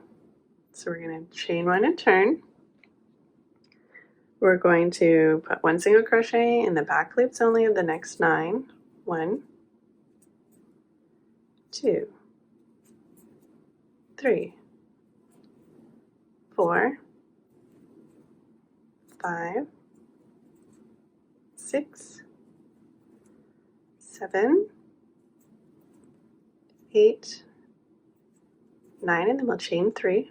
1, 2, 3. Turn our work. Now we're going to put 1 single crochet in that second chain, 1 single crochet in the next chain, 1 single crochet in the back loops only of the next 9. 1, 2, 3, 4, 5, 6, 7, 8, and a 9. Chain 1 and turn. Now we have a stitch count of 11. So we're going to do 1 in the back loops of the next 11. 1, 2, 3, 4, 5, 6, 7, 8, 9, 10, 11, chain 3, 1, 2, and 3. Turn our work. 1 single crochet in the second chain from the hook, 1 and 1 in the next. In the back loops only, we're going to do 1 in the next 11. 1, 2, 3, 4, 5, 6, 7, 8, 9, 10, and 11. Chain 1 and turn. Okay, so now 13 stitches is what we have right here, and that's going to be the highest point that we go. So now we're going to work our way back down to repeat the other side. Okay, so we're going to do 1 single crochet in the next 11 in the back loops only. So 1, 2, 3, 4, 5, 6, 7, 8, 9, 10, 11. Chain 1 and turn, and work back down those 11, working in the back loops only. 2, 3, 4,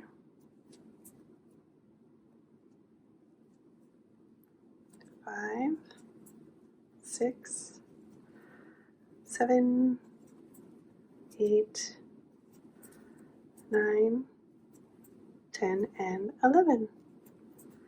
Oops, don't want to split your yarn. Okay, chain 1 and turn. Now we're just going to do 9. So in the back loops only, 2, 3, 4, 5, 6, 7, 8, and 9. Now we're going to chain 1 and turn, and work back down those 9 in the back loops only.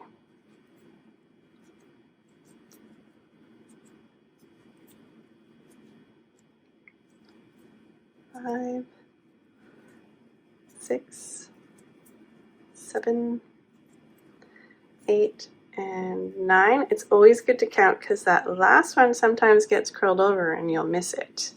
Okay, in the next 7 now. So chain 1 and turn, working in the next 7 in the back loops only. So 3, 4, 5, 6, and 7. We're going to chain 1 and turn and work back down those 7 in the back loops only. 1, 2, 3, 4,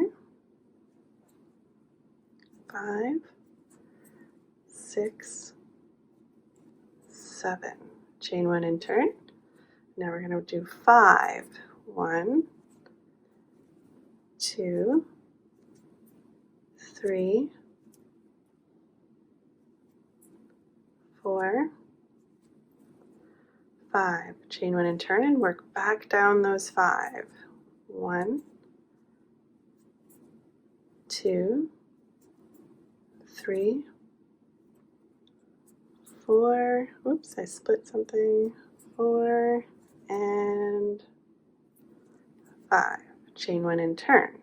Okay. Now, let me find where we're at because I went zoomy there. Okay, so rounds 27 all the way to 33. So that's a total of 8 rounds, right? 27, 28, 29, 30, 31, 32, 33.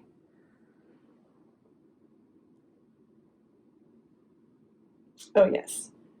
Okay. So we'll do 7 rounds, and then on the last round we'll do something special. So just 3 now. So 1, 2, 3. So that was 1 round of 3. 1, 2,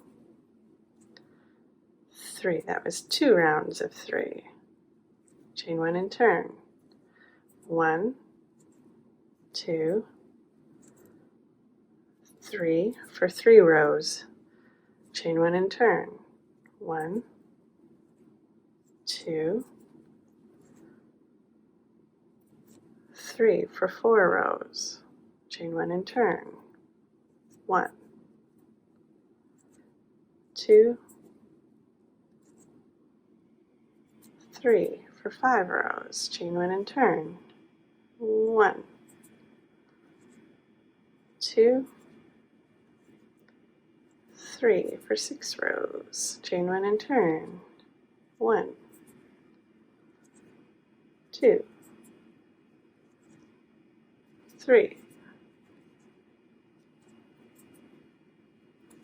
for 7 rows. Okay, so now we're going to chain 1 and turn, and on this last 8th row here of 3 we're going to do something special. So we're going to go 1, 2, 3. Well, I guess it's not that special, you've done it before with the side fins. We're going to chain 1, and now we're going to put single crochets along this top straight edge. Okay, and we want to end up with 36 single crochets, okay, along this top straight edge, and we're doing that into the spaces at the top. So I've chained 1, I did not turn, I'm going to go right into, and I like to tuck my first one right close here into this space, really close. So that's 1, and then I'm going to go into the next space for 2. I'm going to go into the next space for 3, into the next for 4, into the next for 5, into the next for 6, okay, into the next for 7, for the next 8, into the next 9, to the next 10, into the next 11, into the next 12, into the next 13, into the next 14, into the next 15, into the next 16, into the next 17. I'm going to go into the next for 18, into the next for 19, into the next for 20, into the next 21, into the next 22, into the next 23, into the next 24, into the next 25, into the next 26, 27, 28, 29,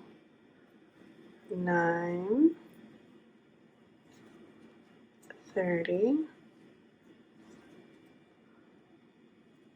31. I'm going to go back into this one for 32, and then I'm going to go here for 33, 34, 35, and then in this last kind of corner stitch right here, I'm going to put 36. Okay, so now we have 36 along that top straight edge.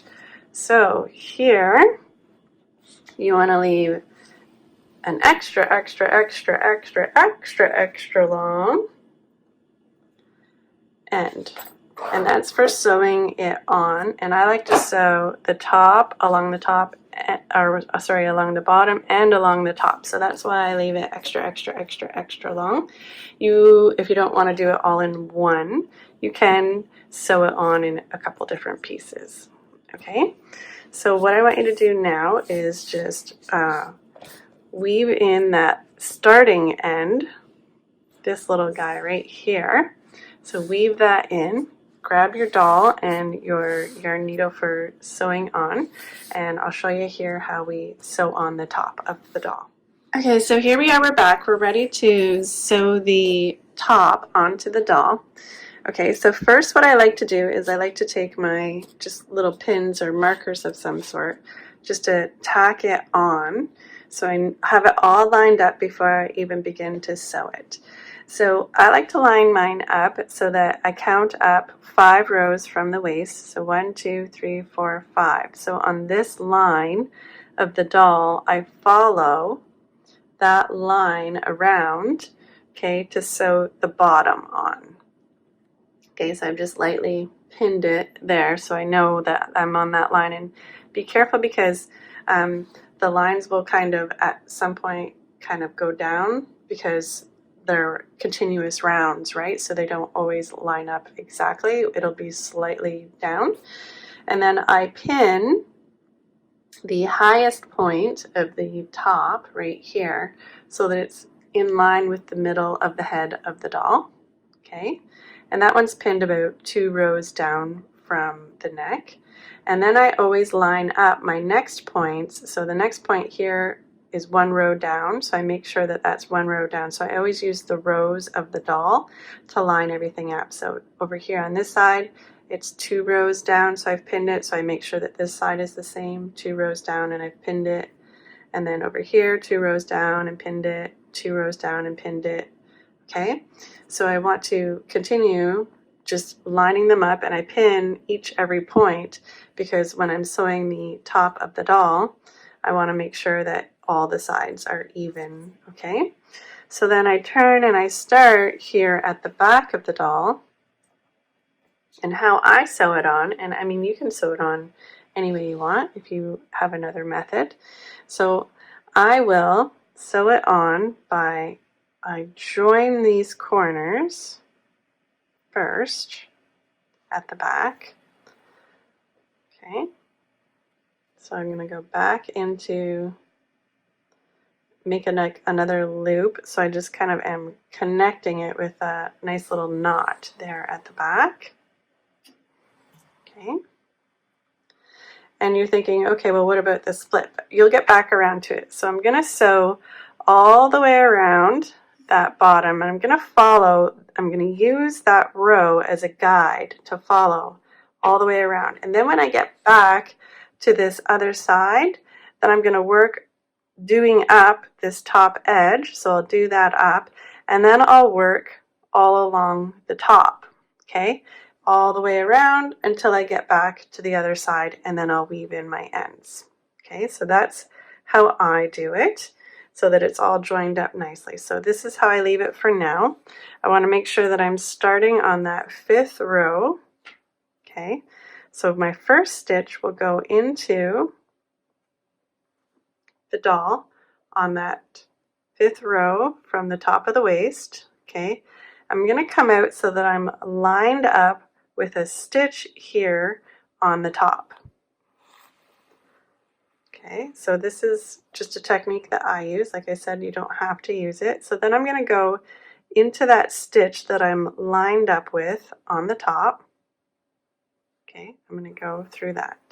And it does take a while to sew the top on. It's kind of relaxing though if you just take your time.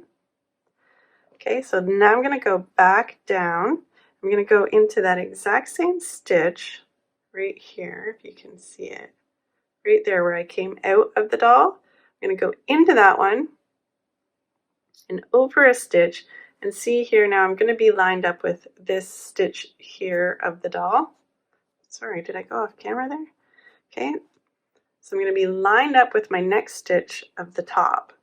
When I come out, okay, so I've gone through that one of the doll, and then I'm going to go into the stitch that I'm lined up with on the top. Okay. And that's all I do. So I sew the entire top on just using that technique, and I use my rows as guides. Okay, so here now, I follow that string down and I go into that exact same stitch that I just came out of, and then I come over to the next stitch in the doll. Okay, and that's how I sew on the top. So go ahead and do that. So you follow all the way around the bottom, okay, making sure to line it up with that row of the doll as a guide. Then you'll come back around to this side. You'll do these up, okay, just weaving back and forth. And then you'll go all the way around the top of the doll using your rows as guides. And then you'll come back to that meeting point, and then you'll just weave in your ends, okay? And that's how you sew on the top.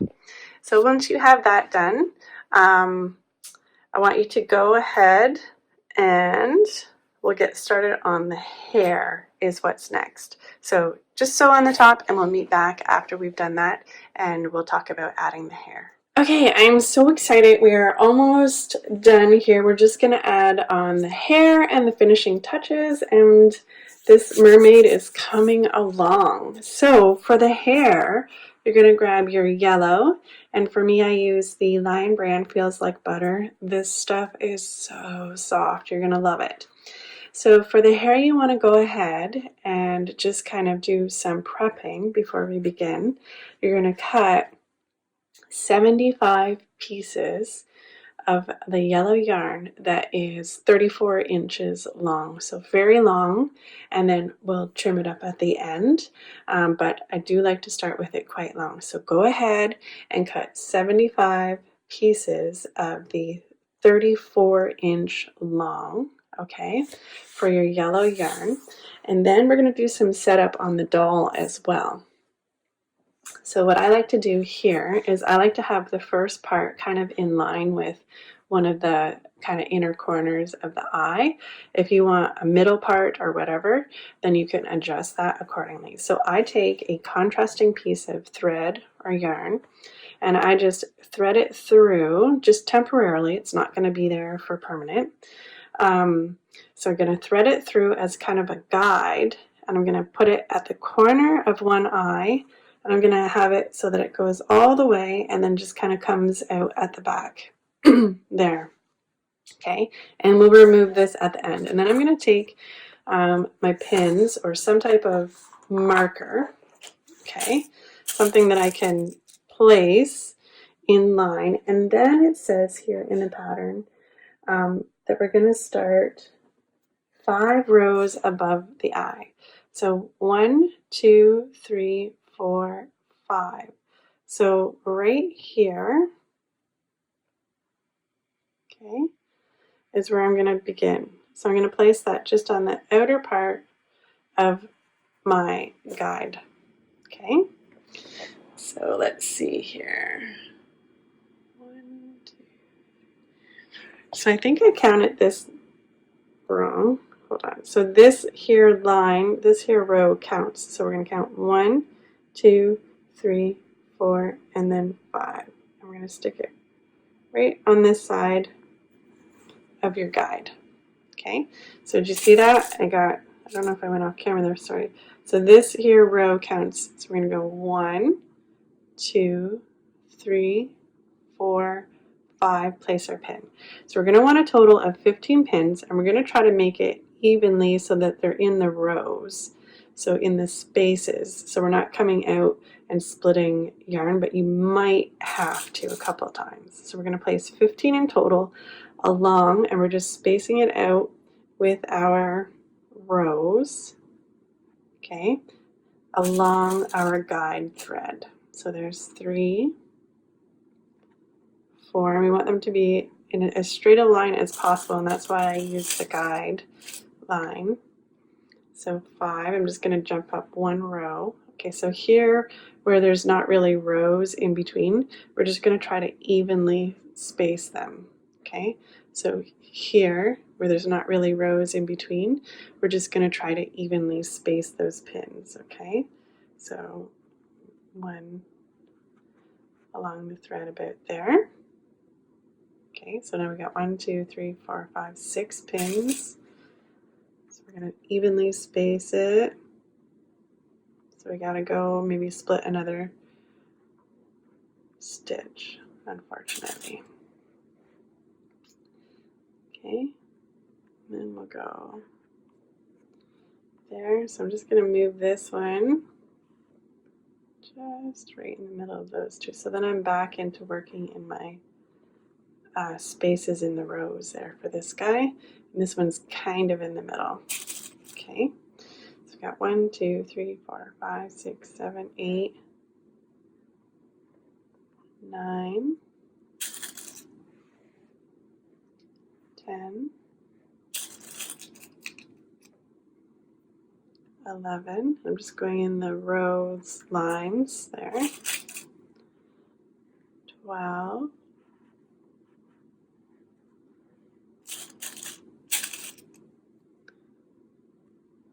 13,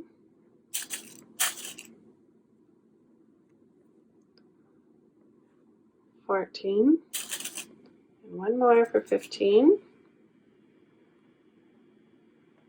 Just following my lines, okay? So 1, 2, 3, 4, 5, 6, 7, 8, 9, 10, 11, 12, 13, 14, 15. So we're going to keep these pins in for now. We've got her first hairline set up. The rest of the hairlines will be super easy because we'll actually just be following the actual lines on the rows. But for this initial one, we've just got to set up kind of, I like to make sure that it's really nice and straight when we're working. Okay, so now that we've got the doll set up, go ahead and cut your 75 pieces of 34-inch yellow yarn, or whatever color you're using for the hair. Okay, and then we'll meet back up. Okay, so we're back. We've got our hair cut into nice long 34-inch pieces. We've got 75 of those. We've got our doll set up, so we're ready to sew on the first hairline.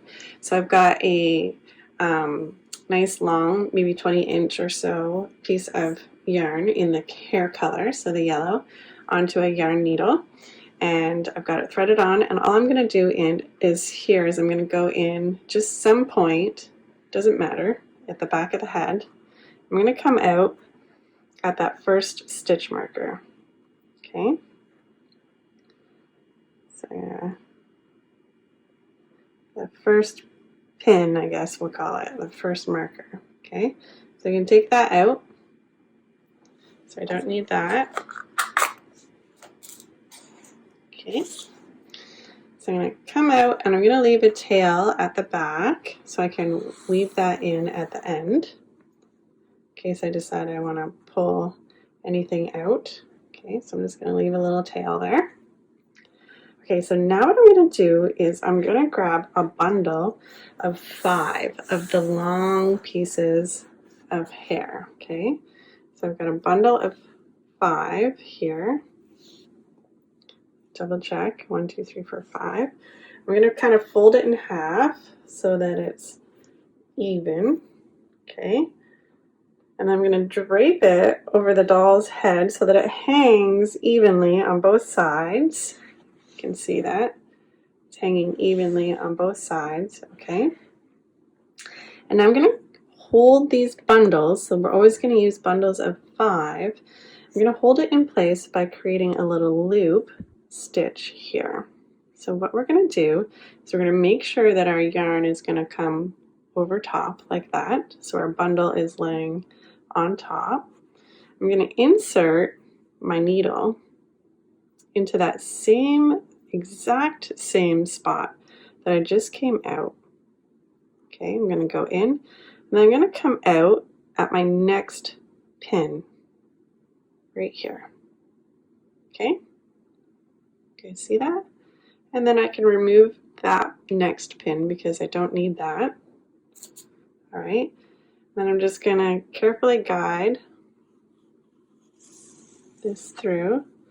And as you can see, it just will grab it with this little loop and hold it onto your hair. So I tried a lot of different methods for putting hair onto this doll.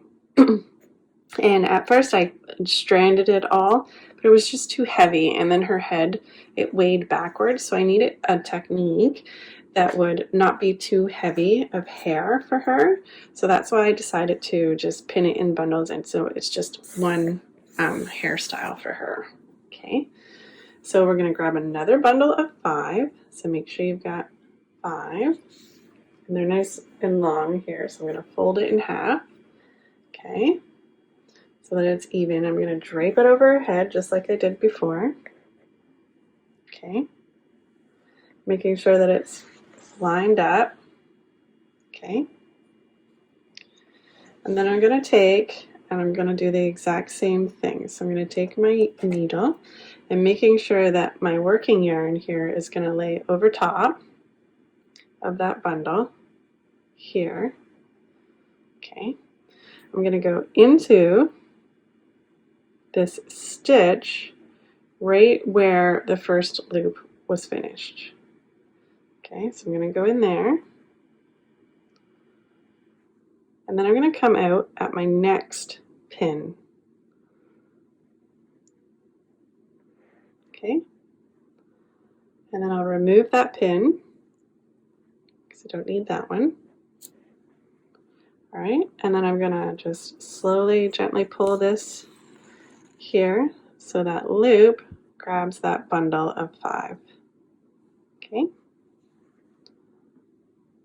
and then I'm just going to repeat that all the way down, removing the pins as I go. Okay, wrapping bundles of 5, exactly the same. That's all we're going to do. So I'll show you one more here. So I'm going to grab a bundle of 5. Okay, I'm going to fold it in half evenly. Go. And drape it over her head. Okay, so now I'm going to make sure that this yarn is going to lay over top when I grab it.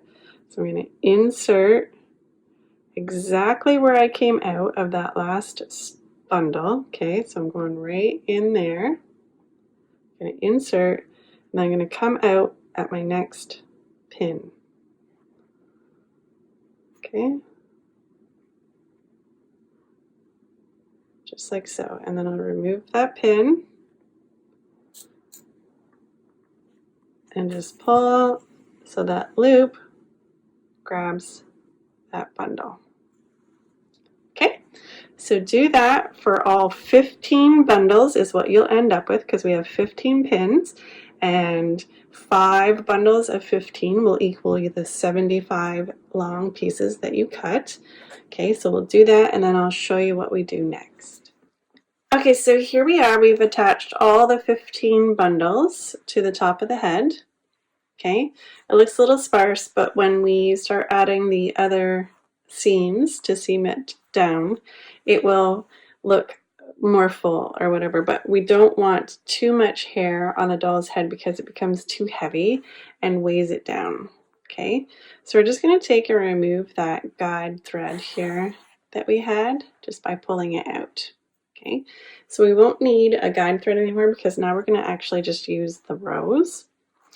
So from this point here, I like to mark the next starting points for the next seam, and the technique is going to be exactly the same, okay, but we're going to take and put the second seam line here just about where the middle of the eye is, okay, so we're going to use this row right here as our guide as we seam it around, but we want to start about a little over 1.5 inches away from that middle part of the one eye. Okay, so I just take a measuring tape here. I want just a little over 1.5 inches.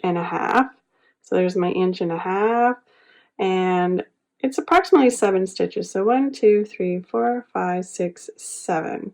So on that 7th stitch, about, so 1, 2, 3, 4, 5, 6, 7, I'll place a marker. And that's where I'm going to start on this side. And then on the other side, I'm going to start just under 1.5 inches, so about 6 stitches away. Okay, so I'm just going to take another pin of some sort and just under, so 1, 2, 3, 4, 5, 6. So that's kind of, well, it's about even with about 1.5 inches. Depending on how much stuffing you have in your doll and stuff, it might vary. So I'm going to go 6 on this side and 7 on the other, okay? And I'm making sure that they're on the same row, okay? So they're on the same starting row. And when we get to the back, remember how we're continuous rows, they're not totally lined up. So when we get to the back, they will kind of just slightly vary, okay? So just remember that. So all you want to do here for this now is you're going to cut a nice long piece like we did before, about 20 inches. I don't think you need much more than that. Okay, we're going to thread it onto our yarn needle here.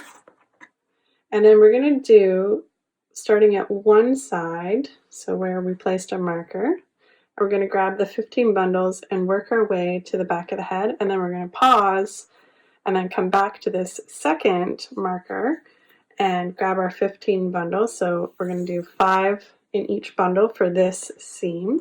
Okay, so just starting at any point in the back of the head, I'm going to come up, come out where I've placed my marker. There we go. So I don't need that anymore. Okay, leaving a tail at the back. So now I'm going to grab my first bundle here, making sure that I've got all 5 strands. And I like to make sure that it lays nice and flat so that it's kind of covering the head. So I'm trying to fill in any gaps and stuff, okay? So I'm going to make sure that my bundle is in front, like so. I'm going to wrap my yarn, and then I'm going to go into that exact same stitch that I just came out of, okay? And I'm just going to jump over here to the next stitch and come out, like so, okay? So now I'm just using the row as a guide, so my seam is going to be nice and straight. Okay, there we go. So now I'm going to grab my next bundle here of my next 5. Just going to play with it and make sure it's laying nice and straight the way I want it to. I'm going to lay it down, making sure that this yarn, working yarn, wraps over top to create that loop to hold it into place. I'm going to go into this stitch where I just came out, and all I'm going to do is go over, see where I came out over here, and I'm going to go over 1 stitch from that. Okay, and I'm just going to continue that and grab my 15 bundles, okay, making sure that it's covering up the areas that I want, hair's laying nice and flat.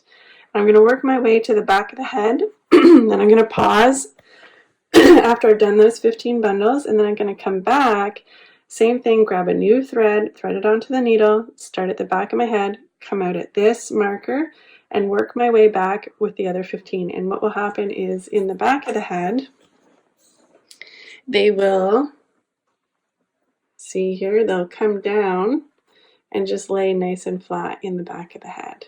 Okay? So you go ahead and do that, and then we'll meet back up when we are about to lay out and mark the last seam and style the hair. Okay, so here I've started the other bundle, or the other seam. So I've done one seam fully and paused and just left it because I wrapped all those 15 bundles for the one side. And now I'm almost done here, and I'm just meeting at the back. So I just wanted to show you what I meant there when you meet at the back. So I've got a lot of hair going on here. Okay, so when we come around to this part, we're still taking our bundles. I'm going to lay down my other bundle, and as you can see, because we work in continuous rounds, they're not quite lining up, right? So this one's one row down, and this one's one row up, which is okay. Okay, so we did that bundle. Now I'm going to grab my next bundle here. Make sure I've got them all. Okay, so see how they're starting to just kind of lay flat now? All right, so I'm going to go into, I'm just going into, see how I'm going to work underneath that other bundle there that I did complete. So I'm going to wrap this one, and I've got one more left to do here. Okay, so I'm going to go in, I'm going to come out. I'm working underneath the other bundles that I did from the other side. Okay, there we go. So it all kind of comes together at the back and covers it all up. So now all you got to do is weave in these ends and then meet back up with me, and I'll show you how we do the last seam. Okie dokie, we are back, and we're going to add that last seam of hair. So this is what we've got here so far. Okay, so we're going to add the last seam of hair. So what we're going to do is we're going to use a marker again just briefly to mark out where we're going to start. So we're going to go 10 rows down from the last seam. So we're going to count 1, 2, 3, 4, 5, 6, 7, 8, 9, 10, and then I'm going to go about 2 stitches back. Okay, so I've gone 1, 2, 3, 4, 5, 6, 7, 8, 9, 10, and 2 stitches to the back. Okay, so now with a nice long, about 20 inches or so of the hair colored yarn, put it onto your yarn needle. We're going to do the same technique we've been doing. So we're going to just insert anywhere here at the back, and we're going to come out at our marker.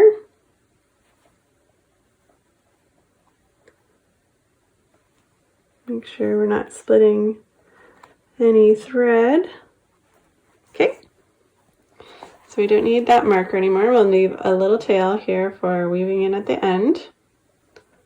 So we'll take that out. So we're done with that. But now, so the last time we grabbed bunches of 5. So now what we're going to do, the only thing that's really different here is we're going to grab bunches of 10, and we're not working from one side and then stopping and starting and going from the other side. We're going to work all the way over to the other side. So here I've grabbed 2 bundles of 5. Okay, I'm going to lay that nice and flat. So I've kind of smoothed it out and worked it. Then we're using the same technique that we did before. So we're going to wrap that. We're going to go into that stitch we just came out and go 1 stitch over, following the line of the row as a guide. Okay, and then just creating the loop. Okay, and now we're going to grab another bundle of 10. So 2 bundles of the 5, and we're just going to repeat that until we've worked our way all the way around to the other side, and wherever we end off is where we end off on the other side. So we're not marking another stitch on the other side, we're just working our way over. So I'm going back into that stitch and then coming out 1 stitch over from where I did before and creating that loop. Okay, so do that, grabbing bundles of 10 all the way around. Okay, and then we'll meet back up. Alrighty, so we have sewn that last seam of hair here at the bottom. Okay, so now what we're going to do is we're going to braid it. So we're going to split it into bundles of the 50. So we know that each bundle is 10. So 10, 20, 30, 40, 50 about. And I'll take the back of my needle so I don't split any hair. So there's a part of a braid. And then 10, 20, 30, 40, 50.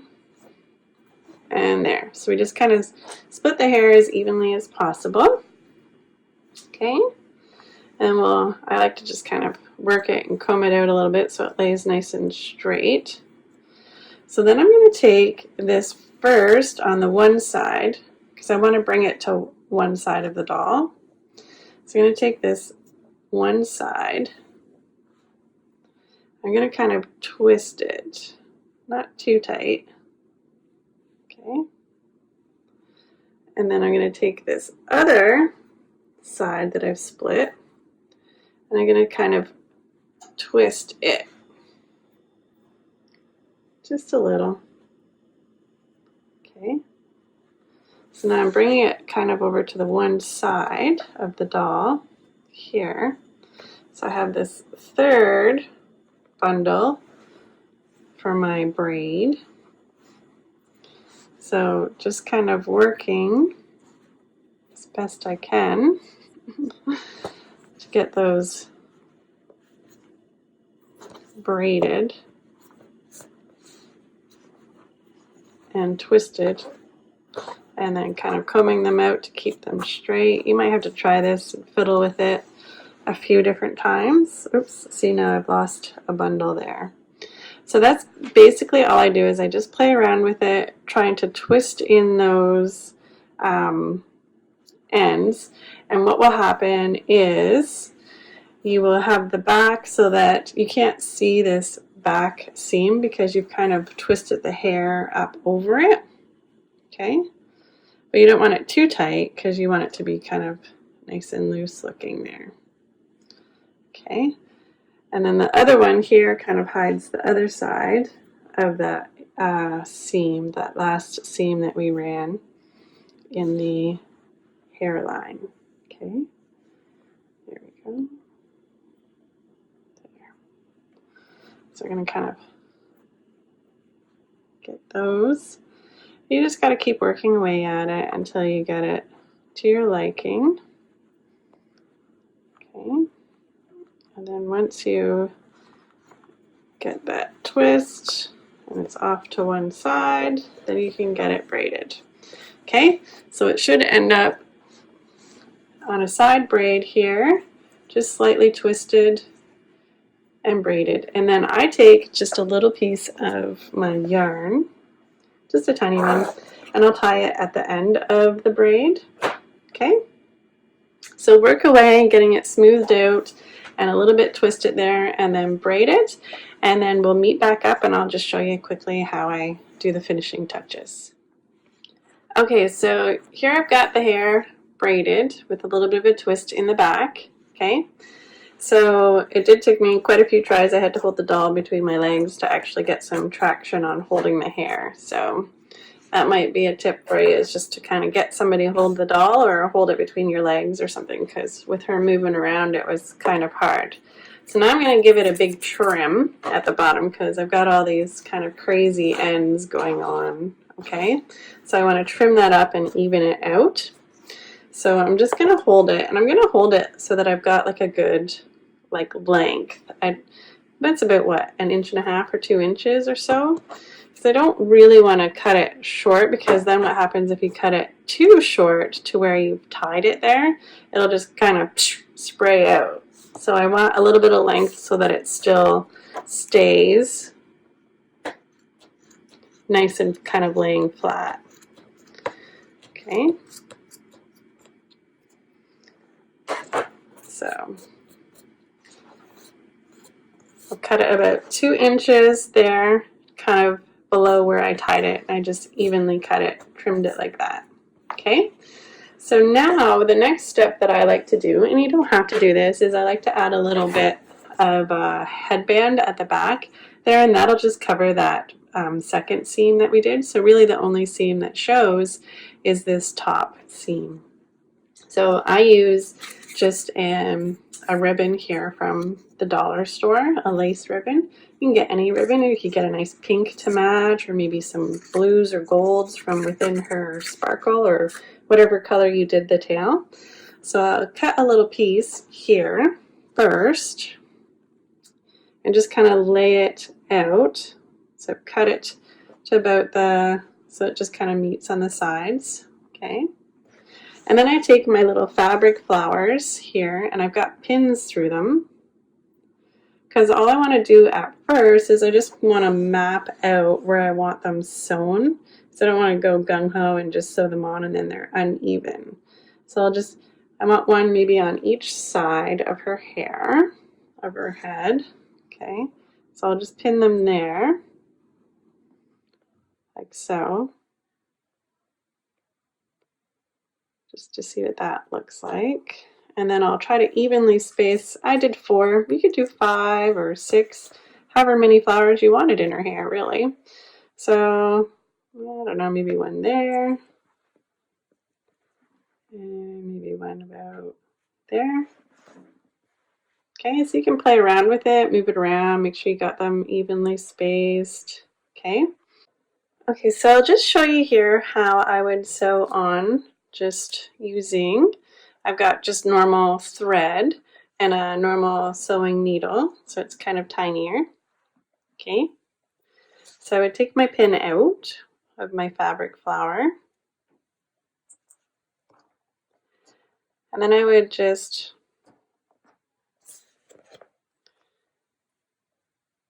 sew the fabric flower on first to my thread. So I'm just coming up through the middle of the flower. We're going to leave a tail, nice long tail there.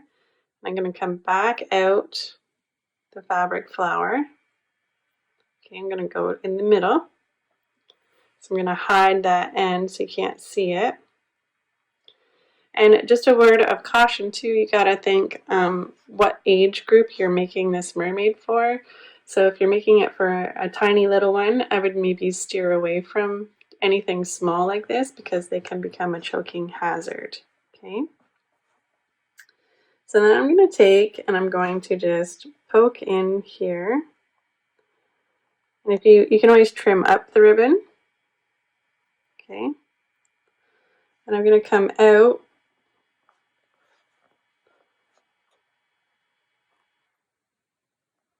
So I've just kind of gone into the doll and back out. Okay. And I don't want to get my threads twisted or anything, so I'm just going to kind of let that drop there. So then by sewing the fabric flower on over top of the headband, it just kind of secures that headband and keeps it in place. Okay, so then I would go back into the doll, and I see this tail here. I'm going to leave it. So I'm going to go through the flower again, up through the middle. Since I've gone through the headband now, I'm going to go back down through the middle. Then I'm just going to tie those two ends, and that'll secure the headband and the flower in place, and then I don't have to sew the entire headband on. Okay, so I would just snug that up, give it a double knot, and then snip your ends, and that's one flower sewn on. So you would do that for all the flowers. Okay, you can even give it a little bit of a twist around there at the bottom, and then give it another double knot just to kind of securely hold it in place, kind of like you would if you were sewing on a button. Okay, so I'm going to do another square knot there, and boom. So then I would just snip off my ends so you can't see them, and then I would trim up this little bit of lace right here for the hair. So you can't see that either. And then I would just repeat that for all the flowers around so that they're held snugly in place. And I wouldn't really sew on the headband. You could run a little seam down it if you wanted to. But like I said, just remember your audience. So if you're making this for a tiny little one, I would steer away from anything that could be a choking hazard like that. Okay, so the last little bit of finishing touches that I like to do is I like to just add a little bit of rouge to the cheeks. And I do that by just using actual makeup blush and a paintbrush. So I like to take it, you just get a little bit on your brush, okay, just like you would with makeup. And then I want to find my cheek area and then just kind of shade it in about the cheek area. Okay, I'm going to make it even on both sides. You can make it as dark or as light as you'd like. I use Annabelle Rose Fawn when I put my blush on. You can use any light pink color. Okay, and then I just like to take and I really work it into the fabric. Okay, so it's kind of like staining that fabric a little bit. So I'll work it and work it and work it. Okay, brush it, brush it, brush it. Like I'm really grinding it into the fabric, and then this will prevent it from coming off on your hands or clothes or anything, okay? So I'll really work that in. It's almost like kind of staining that fabric. But if you were to wash the doll, you might want to just freshen up the blush. And that's all I do. I don't add a mouth. If you want to add a mouth, you can certainly do that, but I left mine without. That's just how I preferred it. So, and that is it. So we have finished our little mermaid. She's adorable, right? So there we go. My next video here, I believe, is I'm going to be making a little Easter bunny, so stay tuned for that. And if you have any ideas, I absolutely love getting ideas for tutorials and things that people want to actually see made. And I'm more than happy to kind of develop the patterns and then do the video for it. So thank you so much for sticking with me through this whole video. I know it was long, but hopefully you learned a few things along the way. So take care, everyone, and have a great day.